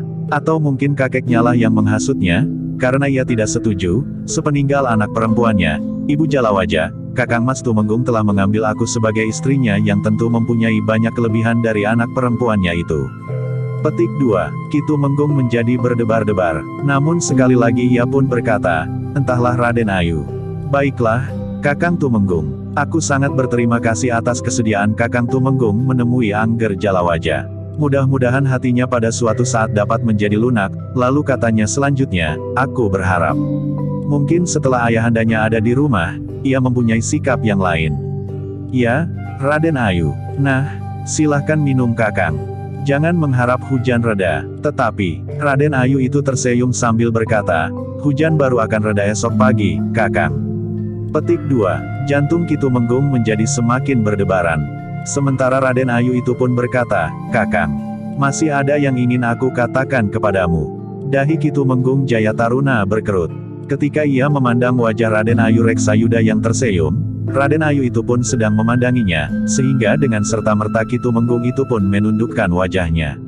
Waktu pun terasa berjalan cepat. Di hari berikutnya, atas permohonan Raden Ayu Reksayuda, Kanjeng Adipati Wirakusuma telah memerintahkan Ki Tumenggung Reksabawa dan Ki Tumenggung Jayataruna menghadap Kakang Adipati Jayanegara di Kadipaten Pucang Kembar untuk memberitahukan keputusan Kanjeng Adipati Wirakusuma, bahwa Raden Tumenggung Moreda Reksayuda sudah mendapat pengampunan serta diperkenankan memasuki Kadipaten Sendang Arum. berdua bersama dua orang pengawal, sekaligus menjemput Raden Tumenggung Reksayuda untuk dibawa kembali ke Kadipaten Sendang Arum. "Kapan hamba berdua harus berangkat, Kanjeng?" bertanya Ki Tumenggung Reksabawa. "Hari ini kalian dapat menyiapkan segala sesuatunya yang kalian perlukan dalam tugas kalian itu. Besok kalian berdua bersama dua orang pengawal akan pergi ke Pucang Kembar. Kalian akan bermalam semalam di Pucang Kembar, kemudian di keesokan harinya, kalian akan pulang bersama Kakang Mas Tumenggung Reksayuda." "Hamba, Kanjeng." Petik 2. "Sekarang kalian berdua aku perkenankan meninggalkan pertemuan ini." Hari itu, Ki Tumenggung Reksabawa dan Ki Tumenggung Jayataruna telah bersiap-siap untuk pergi ke Pucang Kembar. Dua orang prajurit pilihan telah diperintahkan untuk bersiap-siap. Esok pagi-pagi sekali mereka akan berangkat ke Pucang Kembar. Ketika fajar menyingsing di keesokan harinya, maka 4 orang berkuda telah melarikan kuda mereka meninggalkan pintu gerbang kota. Mereka mengemban perintah Kanjeng Adipati Wirakusuma untuk menjemput Raden Tumenggung Wereda Reksayuda dari pengasingan. "Aku ingin tahu, apakah orang-orang yang mencegat kita pada saat kita pergi ke Pucang Kembar beberapa waktu yang lalu, masih juga menghadang orang-orang yang sedang dalam perjalanan," berkata Ki Tumenggung Jayataruna. "Tentu tidak, mereka tentu sudah jera, apalagi jika mereka ketahui bahwa kitalah yang sedang lewat." "Belum tentu, Kakang Tumenggung. Kita akan meyakinkannya, tetapi jika mereka masih juga menyamun orang lewat, aku akan membunuh mereka semua." Ki Tumenggung Reksabawa hanya dapat menarik nafas panjang. Ketika mereka melewati kedai yang pernah mereka singgahi, Ki Tumenggung Jayataruna pun berkata, "Kita singgah di kedai itu, Kakang. Kuda-kuda kita tentu sudah letih." Kedua orang pengawal itu tentu juga sudah haus dan bahkan lapar. Ki Tumenggung Reksabawa mengangguk sambil menjawab, "Baiklah. Kita akan singgah di kedai itu lagi." Agaknya pasar Patalan tidak seramai pada saat kita lewat waktu itu. Hari ini bukan hari pasaran. Tetapi karena pasar ini terhitung pasar yang besar, maka meskipun bukan hari pasaran, banyak juga orang yang datang. Petik 2. Sejenak kemudian, mereka berempat telah duduk di dalam kedai itu. Agaknya pelayan di kedai itu masih sempat mengenalinya. Karena itu, pelayan kedai itu pun segera mendekatinya. Namun sikapnya agak lain karena ia melihat ciri-ciri keprajuritan pada kedua orang yang pernah singgah di kedai itu. "Lama aku tidak singgah," berkata Ki Tumenggung Jayataruna. "Iya, Kisanak. Apakah orang-orang yang waktu itu singgah di kedai ini masih sering datang kemari?" "Maksudku orang-orang yang kau sebut penjahat itu." "Tidak, Kisanak. Mereka tidak pernah kelihatan lagi sejak Kisanak lewat." "Apakah ada orang lain yang menggantikan mereka, melakukan kejahatan di sini?" Petik 2. "Tidak, Kisanak. Nampaknya tidak. Entahlah jika aku tidak mengetahuinya. Syukurlah jika mereka sudah berhenti melakukan kejahatan. Waktu itu mereka menyamun kami. Kami telah membunuh beberapa orang di antara mereka." "Membunuh mereka? Tidak semuanya. Hanya yang keras kepala. Bukankah dengan demikian, kelompok mereka tidak mengganggu lagi?" Petik 2. "Iya, Kisanak. Di hari-hari pasaran, gerombolan itu tidak pernah datang kemari. Mereka sudah menjadi jera. Mudah-mudahan untuk selamanya mereka tidak akan bangkit lagi." Petik 2. Ki Tumenggung Jayataruna itu pun kemudian memesan makan dan minum bagi mereka berempat. "Ki Tumenggung pernah dirampok di sini?" bertanya salah seorang prajurit pengawal. "Bukan di sini. Di bulak sebelah. Tetapi mereka mengawasi kami berdua sejak di kedai ini." Prajurit itu mengangguk-angguk. Katanya, yang masih hidup, tentu sempat menyesali kebodohan mereka. Kenapa mereka ingin merampok dua orang senapati? Sambil tersenyum Ki Tumenggung Reksabawa pun berkata, "Karena itulah, maka sekarang aku membawa dua orang pengawal." Petik 2. "Ah, Ki Tumenggung. Apa artinya kami berdua?" sahut prajurit yang seorang lagi. "Jika kami pergi juga bersama Ki Tumenggung, maka tugas kami adalah membawakan barang-barang yang nanti akan dibawa oleh Raden Tumenggung Wereda Reksayuda." Petik 2. Ki Tumenggung Reksabawa tertawa. Yang lain pun tertawa pula. Mereka berempat tidak terlalu lama berada di kedai itu. Setelah mereka selesai makan, minum dan beristirahat sejenak, maka mereka pun meninggalkan kedai itu. Kepada pemilik dan pelayan kedai itu, Ki Tumenggung Jayataruna pun berkata, "Jika para penjahat itu masih belum jera, maka kami akan membunuh mereka semua. Kami akan masuk ke sarang mereka dan menghancurkannya." Pemilik serta pelayan kedai itu hanya mengangguk-angguk saja.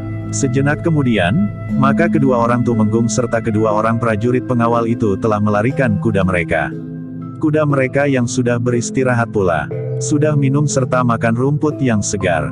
Sebenarnya lah bahwa tidak ada lagi orang yang mengganggu perjalanan mereka, sehingga perjalanan mereka menjadi lebih cepat dari perjalanan mereka sebelumnya. Malam itu juga, kedua orang tumenggung itu telah mendapat kesempatan untuk menghadap Kanjeng Adipati Jayanegara. Atas nama Kanjeng Adipati Wirakusuma, maka kedua orang tumenggung itu menjemput Raden Tumenggung Moreda Reksayuda yang telah mendapat pengampunan, sehingga sebelum Raden Tumenggung itu menjalani seluruh masa hukumannya, ia sudah diperkenankan untuk pulang. Aku ikut bergembira atas keputusan itu, Kakang Tumenggung. Raden Tumenggung Reksayuda sudah terlalu tua untuk diasingkan. Agaknya di sisa hidupnya Raden Tumenggung Reksayuda ingin menikmati kehidupan wajar bersama istrinya yang pada saat diasingkan, belum lama dinikahinya. Petik 2. Hamba Kanjeng, kedua orang Tumenggung itu mengangguk-angguk. Baiklah, biarlah kami membantu Kakang Tumenggung berdua untuk ikut mempersiapkan segala sesuatunya. Aku berharap bahwa Kakang Tumenggung berdua serta kedua orang pengawal itu bermalam di Pucang Kembar malam ini. Besok pagi-pagi Kakang Tumenggung berdua dapat berangkat menuju ke Sendang Arum. Bersama Raden Tumenggung Moreda Reksayuda, Kakang berdua tentu tidak akan dapat bergerak dengan cepat karena Raden Tumenggung Moreda Reksayuda yang tua itu tidak akan dapat berkuda secepat anak panah. Mungkin Kakang Tumenggung berdua menjadi tidak telaten. Tetapi Kakang jangan memaksa orang tua itu melarikan kudanya sebagaimana kalian inginkan. Kedua orang Tumenggung itu tersenyum. Sambil mengangguk hormat Ki Tumenggung Jayataruna pun berkata, hamba Kanjeng Adipati. Kami berdua akan menyesuaikan diri. Bukan Raden Tumenggung Moreda Reksayuda yang harus menyesuaikan dirinya. Petik 2. Bagus, Kanjeng Adipati pun tertawa. Demikianlah, malam itu Ki Tumenggung Reksabawa, Ki Tumenggung Jayataruna dan kedua orang prajurit pengawalnya bermalam di Pucang Kembar. Malam itu juga keduanya sudah mendapat kesempatan untuk bertemu dan berbicara langsung dengan Raden Tumenggung Moreda Reksayuda. Besok, sebelum matahari terbit, mereka akan meninggalkan tanah pengasingan. Sebenarnya lah, sebelum matahari terbit, Ki Tumenggung Reksabawa dan Ki Tumenggung Jayataruna bersama Raden Tumenggung Reksayuda telah menghadap Kanjeng Adipati Jayanegara. Ampun Kanjeng, kami telah mengusik ketenangan Kanjeng Adipati yang sedang beristirahat, berkata Ki Tumenggung Reksabawa. Tidak, aku tidak merasa terusik. Setiap hari aku bangun pagi-pagi sekali. Aku memerlukan udara pagi untuk menyegarkan tubuhku dan pikiranku. Terima kasih, Kanjeng. Kami datang untuk mohon diri. Kami akan segera meninggalkan Kadipaten Pucang Kembar, kembali ke Kadipaten Sendang Arum bersama Raden Tumenggung Moreda Reksayuda, yang telah diperkenankan pulang. Petik 2. Aku juga mohon diri Dimas. Selama ini aku telah mendapat perlindungan di Kadipaten Pucang Kembar. Pada saat-saat aku tidak dimanusiakan lagi oleh Dimas Adipati Wirakusuma, maka aku dapat tinggal di Pucang Kembar dengan nyaman. Di sini aku tetap saja diperkenankan hidup bebas sebagaimana orang lain. Tetapi sekarang Kakang Mas sudah mendapat pengampunan. Kakang Mas sudah diperkenankan pulang meskipun masa pengasingan Kakang Mas masih belum genap. Petik 2. Ya, aku mengucapkan terima kasih atas pengampunan yang aku terima ini. Mudah-mudahan di Sendang Arum aku masih dapat diterima sebagaimana mestinya, sehingga aku tidak justru tersisih dari pergaulan. Jika itu terjadi, maka aku akan merasa lebih senang berada di Pucang Kembar. Tentu tidak Kakang Mas. Jika Dimas Adipati Wirakusuma masih menganggap Kakang Mas perlu disisihkan, maka Dimas Wirakusuma tentu tidak akan memberikan pengampunan. Petik 2. Mudah-mudahan, Dimas. Nah, aku hanya dapat mengucapkan selamat jalan. Mudah-mudahan perjalanan Kang Mas Tumenggung mendapat perlindungan dari Yang Maha Agung, selamat sampai di rumah. Bertemu dengan Kang Boh Miranti. Raden Tumenggung Moreda Reksayuda tersenyum. Katanya, mudah-mudahan Rara Miranti tidak lupa kepadaku. Mana mungkin Kang Boh melupakan Kang Mas Tumenggung. Bukankah yang mohon pengampunan kepada Dimas Adipati juga Kakang Boh Miranti? Ya, Dimas. Kang Boh tentu sudah menunggu kedatangan Kang Mas Tumenggung dengan jantung yang berdebar-debar. Petik 2. Demikianlah, pada saat cahaya langit menjadi merah, maka Raden Tumenggung Moreda Reksayuda telah meninggalkan pintu gerbang halaman dalam Kadipaten. Seperti yang dikatakan oleh Kanjeng Adipati Jayanegara, maka perjalanan iring-iringan yang menjemput Raden Tumenggung Moreda Reksayuda itu tidak dapat terlalu cepat. Raden Tumenggung memang sudah tua, sehingga untuk berpacu sebagaimana kedua orang pada saat mereka berangkat, Raden Tumenggung Moreda Reksayuda sudah tidak sanggup lagi. Ki Tumenggung Reksabawa dan Ki Tumenggung Jayataruna lah yang harus menyesuaikan diri. Keduanya yang berkuda di depan, sekali-sekali harus berpaling. Jika jarak di antara mereka sudah agak terlalu panjang, maka kedua menggung itu memperlambat lari kuda mereka. Sementara itu, kedua orang prajurit pengawal yang berkuda di belakang, mulai terkantuk-kantuk. Perjalanan kuda mereka yang mereka anggap lamban, semilirnya angin di bulak-bulak panjang yang hijau, membuat mata mereka menjadi berat. "Apakah kita belum memasuki telatah Sendang Arum, Ki Tumenggung?" bertanya Raden Tumenggung Woreda. "Belum Raden. Beberapa lama lagi. Bukankah ada tanda di perbatasan? Kalau di jalan utama antara Sendang Arum dan Pucang Kembar terdapat sebuah gapura batu, maka di tepi jalan ini di perbatasan terdapat sebuah tugu batu setinggi orang." Petik 2. Jadi kita tidak menempuh jalan utama itu. "Tidak, Raden. Kenapa? Bukankah jalan utama itu terlalu jauh? Lewat jalan ini kita menghemat beberapa ribu patok." Petik 2. Raden Tumenggung Woreda Reksayuda itu mengangguk-angguk. Ketika matahari sudah sampai di puncak, mereka masih belum sampai ke perbatasan. Bahkan Raden Tumenggung itu pun berkata, "Aku ingin beristirahat barang sebentar." Ki Tumenggung, "Baiklah, Raden. Tetapi sebentar lagi kita sampai di perbatasan. Kita akan beristirahat setelah kita melewati perbatasan itu. Perhatikan kuda-kuda kalian. Kuda-kuda itu pun tentu sudah letih, haus dan barangkali lapar. Apakah kita tidak dapat maju sedikit lagi?" "Raden, aku sudah letih sekali." "Baiklah, Raden. Jika Raden memang ingin beristirahat, kita akan beristirahat di kedai yang ada di depan itu." "Aku setuju Ki Tumenggung. Aku sudah haus sekali." Mereka berlima pun kemudian telah beristirahat di sebuah kedai. Kuda-kuda mereka pun mendapat perawatan seperlunya, mendapat minum dan makan rumput segar. Di dalam kedai, Raden Tumenggung Reksayuda, Ki Tumenggung Reksabawa, Ki Tumenggung Jayataruna dan kedua orang prajurit pengawal itu pun telah minum serta makan pula. Beberapa saat kemudian setelah mereka beristirahat beberapa lama, maka Ki Tumenggung Reksabawa pun bertanya, "Apakah kita sudah cukup beristirahat, Raden?" Petik 2. Rasa-rasanya aku menjadi segan untuk bangkit dan melanjutkan perjalanan. Punggungku mulai merasa sakit. Jika nanti kita kelaparan di jalan, sementara tidak kita jumpai lagi kedai, di mana kita akan makan. Petik 2. Kita merencanakan, di sore hari ini kita sudah berada di halaman rumah Raden Tumenggung Woreda Reksayuda. Kita akan memacu kuda kita lebih cepat lagi. Petik 2. Tidak Raden. Tetapi Raden tidak dapat tinggal di sini sampai besok. Raden Tumenggung itu mengangguk-angguk. Betapapun malasnya, namun mereka pun melanjutkan perjalanan. Sekali-sekali Raden Tumenggung Woreda itu berdesah. Punggungnya sudah mulai terasa sakit. Beberapa saat kemudian, mereka pun telah sampai di perbatasan. Ketika melihat sebuah tugu batu, dengan serta-merta Raden Tumenggung Reksayuda bertanya, "Apakah tugu itu batas Kadipaten Sendang Arum dan Kadipaten Pucang Kembar?" Petik 2. "Ya, Raden." Tiba-tiba saja Raden Tumenggung itu menghentikan kudanya. Dengan demikian kedua orang Tumenggung serta dua orang prajurit pengawal itu pun berhenti pula. Bahkan ketika Raden Tumenggung itu meloncat turun, yang lain pun meloncat turun pula. "Pegang kudaku," berkata Raden Tumenggung kepada seorang di antara kedua orang prajurit itu. Prajurit itu pun segera menerima kendali kuda Raden Tumenggung. Sementara Raden Tumenggung pun segera turun ke sebuah parit yang airnya nampak jernih berkilat-kilat ditimpa cahaya matahari yang sudah melewati puncak langit. Sambil membasahi wajahnya dengan air parit yang jernih itu, Raden Tumenggung berkata, "Alangkah segarnya air di Kadipaten Sendang Arum." "Maaf Raden," sahut Ki Tumenggung Jayataruna, "telatah Sendang Arum berada di seberang tugu itu Raden."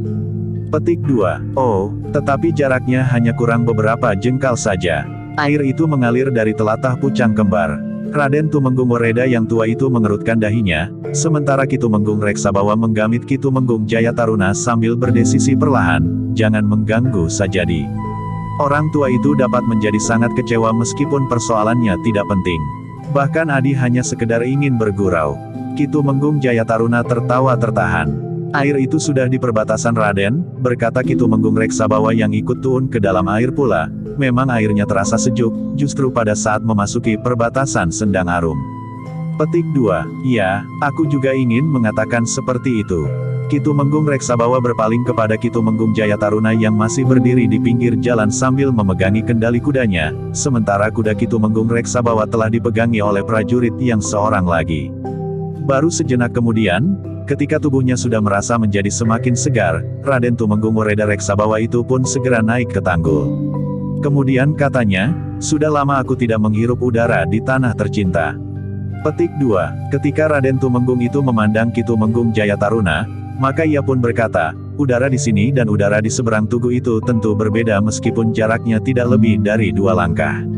Petik 2. Ki Tumenggung Jayataruna tertegun. Namun ia pun kemudian tertawa. Katanya, iya, sedangkan tepat di perbatasan, udaranya terasa panas di hidung kita.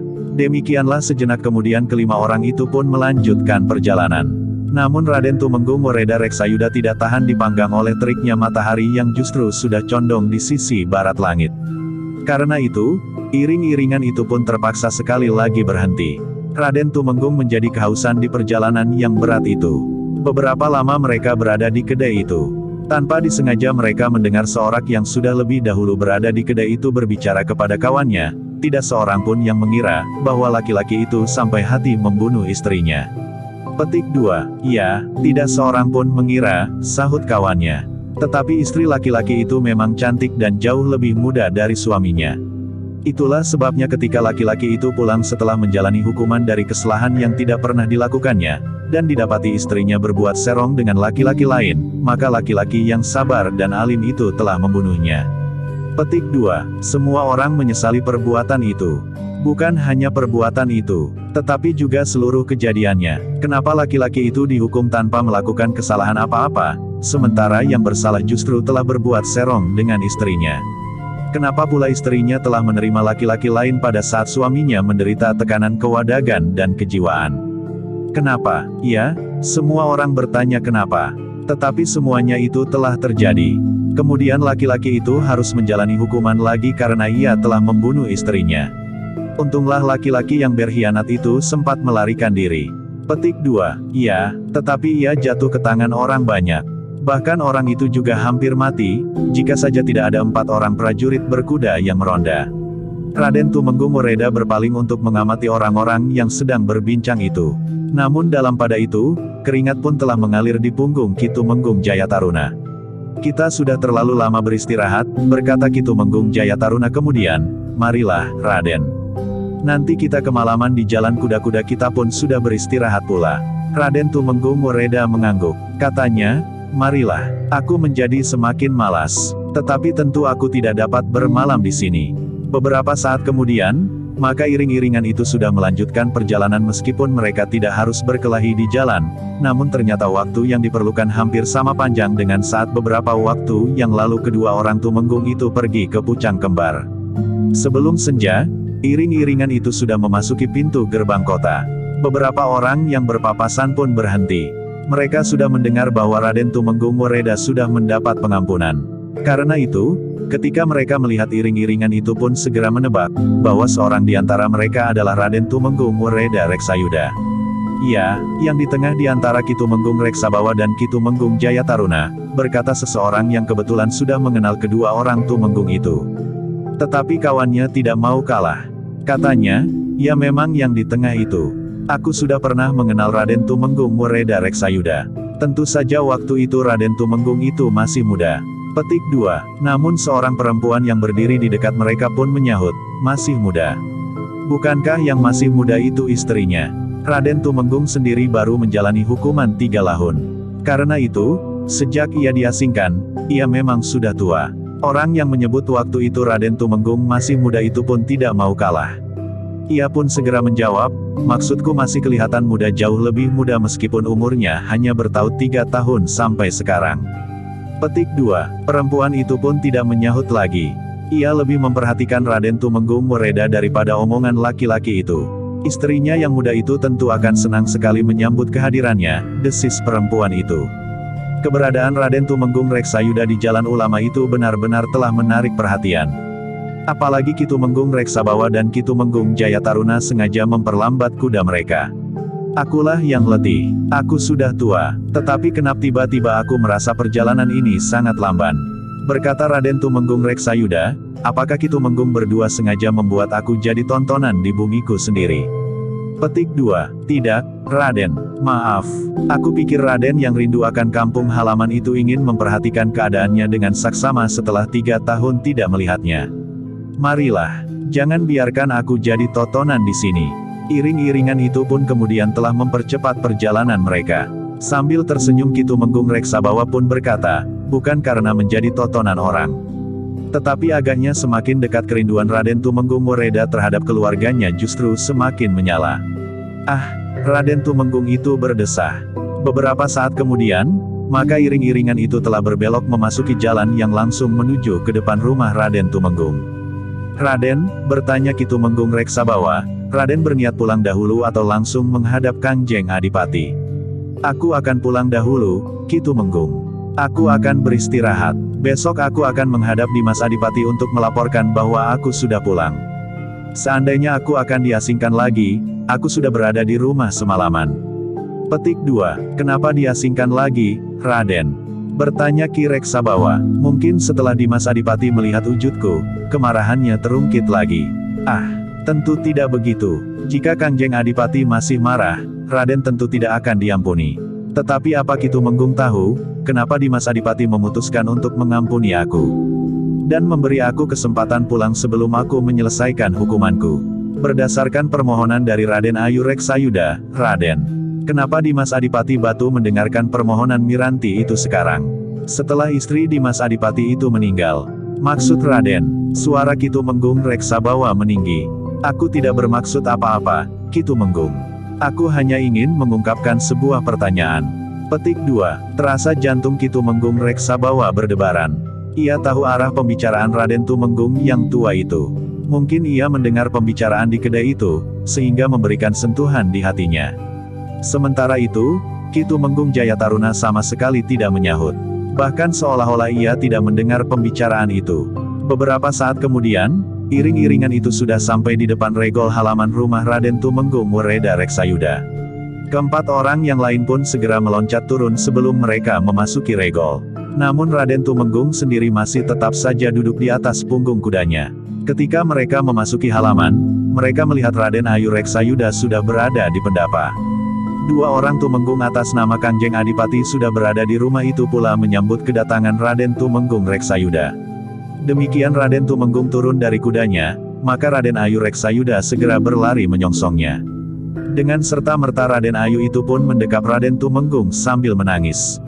Kang Mas, suara Raden Ayu terdengar di sela-sela isaknya, syukurlah Kang Mas telah pulang dengan selamat. Raden Tumenggung pun mendekap istrinya pula. Dengan nada berat ia pun berkata, Yang Maha Agung masih mempertemukan kita di Ajeng. Marilah Kang Mas, kami menunggu sejak matahari turun. Kedua utusan Dimas Adipati juga sudah menunggu sejak lama di sini. Petik 2. Raden Tumenggung Wereda itu pun menarik nafas panjang. Bersama Raden Ayu Reksayuda keduanya melangkah ke tangga pendapa. Selamat datang kembali di rumah Raden Tumenggung, berkata seorang di antara kedua orang utusan Kangjeng Adipati yang menyambut kedatangan Raden Tumenggung itu. Terima kasih, Ki Tumenggung berdua. Marilah, naiklah kembali. Sekarang akulah yang mempersilahkan Ki Tumenggung berdua duduk di peringgitan. Keduanya pun segera naik pula. Demikian pula Ki Tumenggung Reksabawa dan Ki Tumenggung Jayataruna serta kedua orang prajurit pengawalnya. Demikian mereka duduk di peringgitan, maka Raden Tumenggung itu pun bertanya, apakah anakku ada di rumah?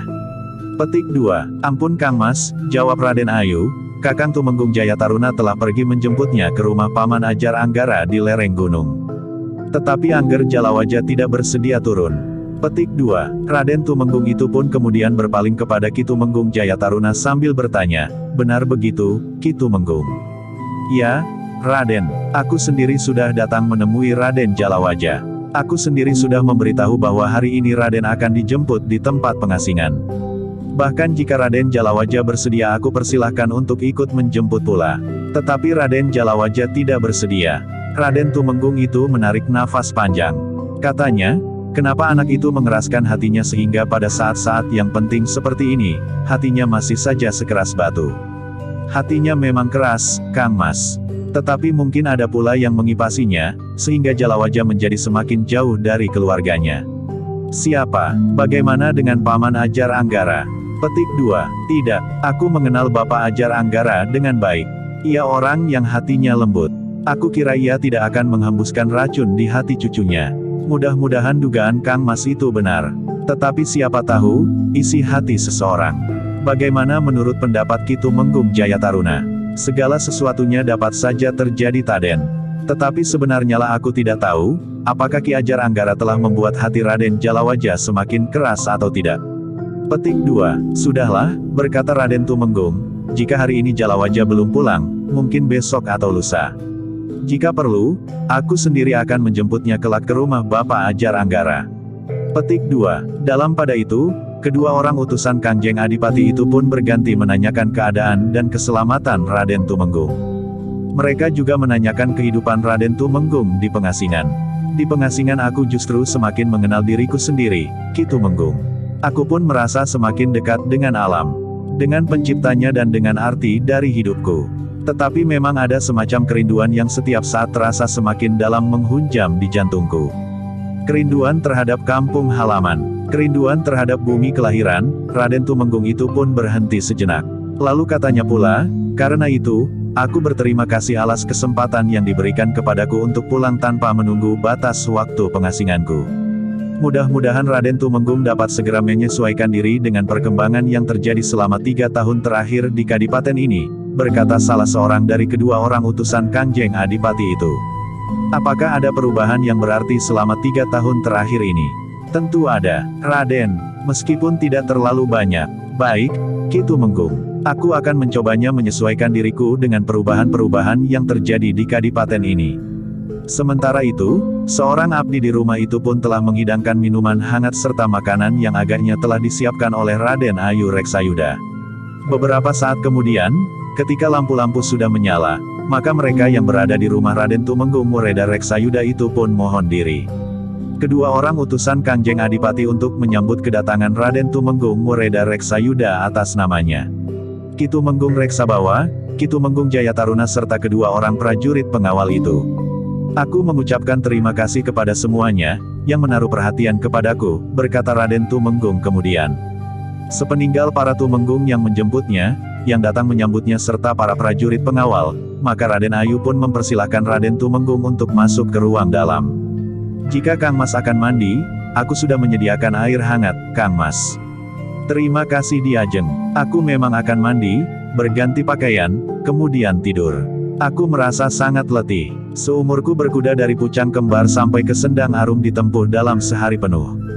Ya, Kang Mas, aku sudah menduga bahwa Kang Mas tentu sangat letih. Tetapi setelah membenahi pakaian, Kang Mas jangan langsung tidur. Aku sudah menyediakan makan malam bagi Kang Mas. Raden Tumenggung Reksayuda tersenyum. Katanya, terima kasih Diajeng. Kau sangat memperhatikan aku. Aku sendiri yang masak Kang Mas. Bukan para abdi. Aku ingin Kang Mas benar-benar menikmati hari ini. Hari pembebasan Kang Mas Tumenggung. Raden Tumenggung pun kemudian pergi ke Pakiwan. Raden Ayu Reksayuda telah menyediakan air hangat. Bahkan ditaburkannya bunga di jambangan. Setelah mandi, tubuh Raden Tumenggung Reksayuda terasa menjadi segar. Harumnya air bunga membuat tubuh Raden Tumenggung yang tua itu terasa kukuh kembali. Setelah berganti pakaian, maka Raden Tumenggung itu pun telah duduk di ruang dalam. Makan malam pun telah disediakan pula. Silahkan Kang Mas. Raden Tumenggung mengangguk-angguk. Ia menjumpai beberapa macam lauk kesenangannya. Pepes udang, dendeng ragi, telur pindang, serta beberapa macam sayur yang sangat pedas. Aku justru menjadi bingung Diajeng. Yang manakah yang harus aku makan dahulu? Tetapi agaknya aku akan mengalami kesulitan sekarang untuk makan dengan dendeng ragi. Dagingnya lunak sekali Kang Mas. Silahkan Kang Mas mencobanya. Raden Tumenggung mengangguk-angguk. Namun kemudian ia pun bergumam, kalau saja Jalawajah dapat makan bersamaku sekarang. Jika tidak sekarang, mungkin besok atau lusa Kang Mas. Biarlah kita mengusahakannya. Lambat laun, hatinya tentu akan menjadi lunak. Apakah ia merasa malu karena ayahnya seorang buangan? Petik 2. Tentu tidak, Kang Mas. Semua orang tahu bahwa Kang Mas diasingkan bukan karena melakukan kejahatan, tetapi karena perbedaan pendapat dengan Dimas Adipati. Petik 2. Beberapa orang lebih membenci pengkhianat daripada seorang penjahat. Kang Mas bukan seorang pengkhianat. Seharusnya Dimas Adipati tidak mengambil tindakan yang terlalu keras. Bukankah perbedaan pendapat itu mungkin saja terjadi? Apakah yang aku lakukan sekedar berbeda pendapat? Sudahlah Kang Mas. Silahkan makan. Aku akan ikut makan bersama Kang Mas Tumenggung.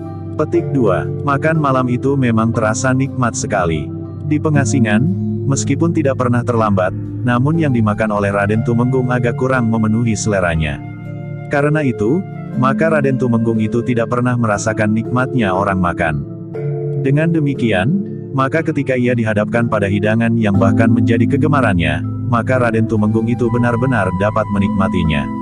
Apalagi pada saat-saat ia makan, Raden Tumenggung itu dilayani oleh istrinya sendiri, yang sudah lama ditinggalkannya di pengasingan. Setelah makan malam, maka Raden Tumenggung sempat duduk-duduk sejenak di serambi rumahnya. Seperti seorang yang asing, maka Raden Tumenggung itu sempat mengamati serambi itu. Beberapa perabot yang ada di serambi itu masih juga perabot pada saat ditinggalkannya. Namun perabot-perabot itu tetap tertata rapi, bersih dan terpelihara.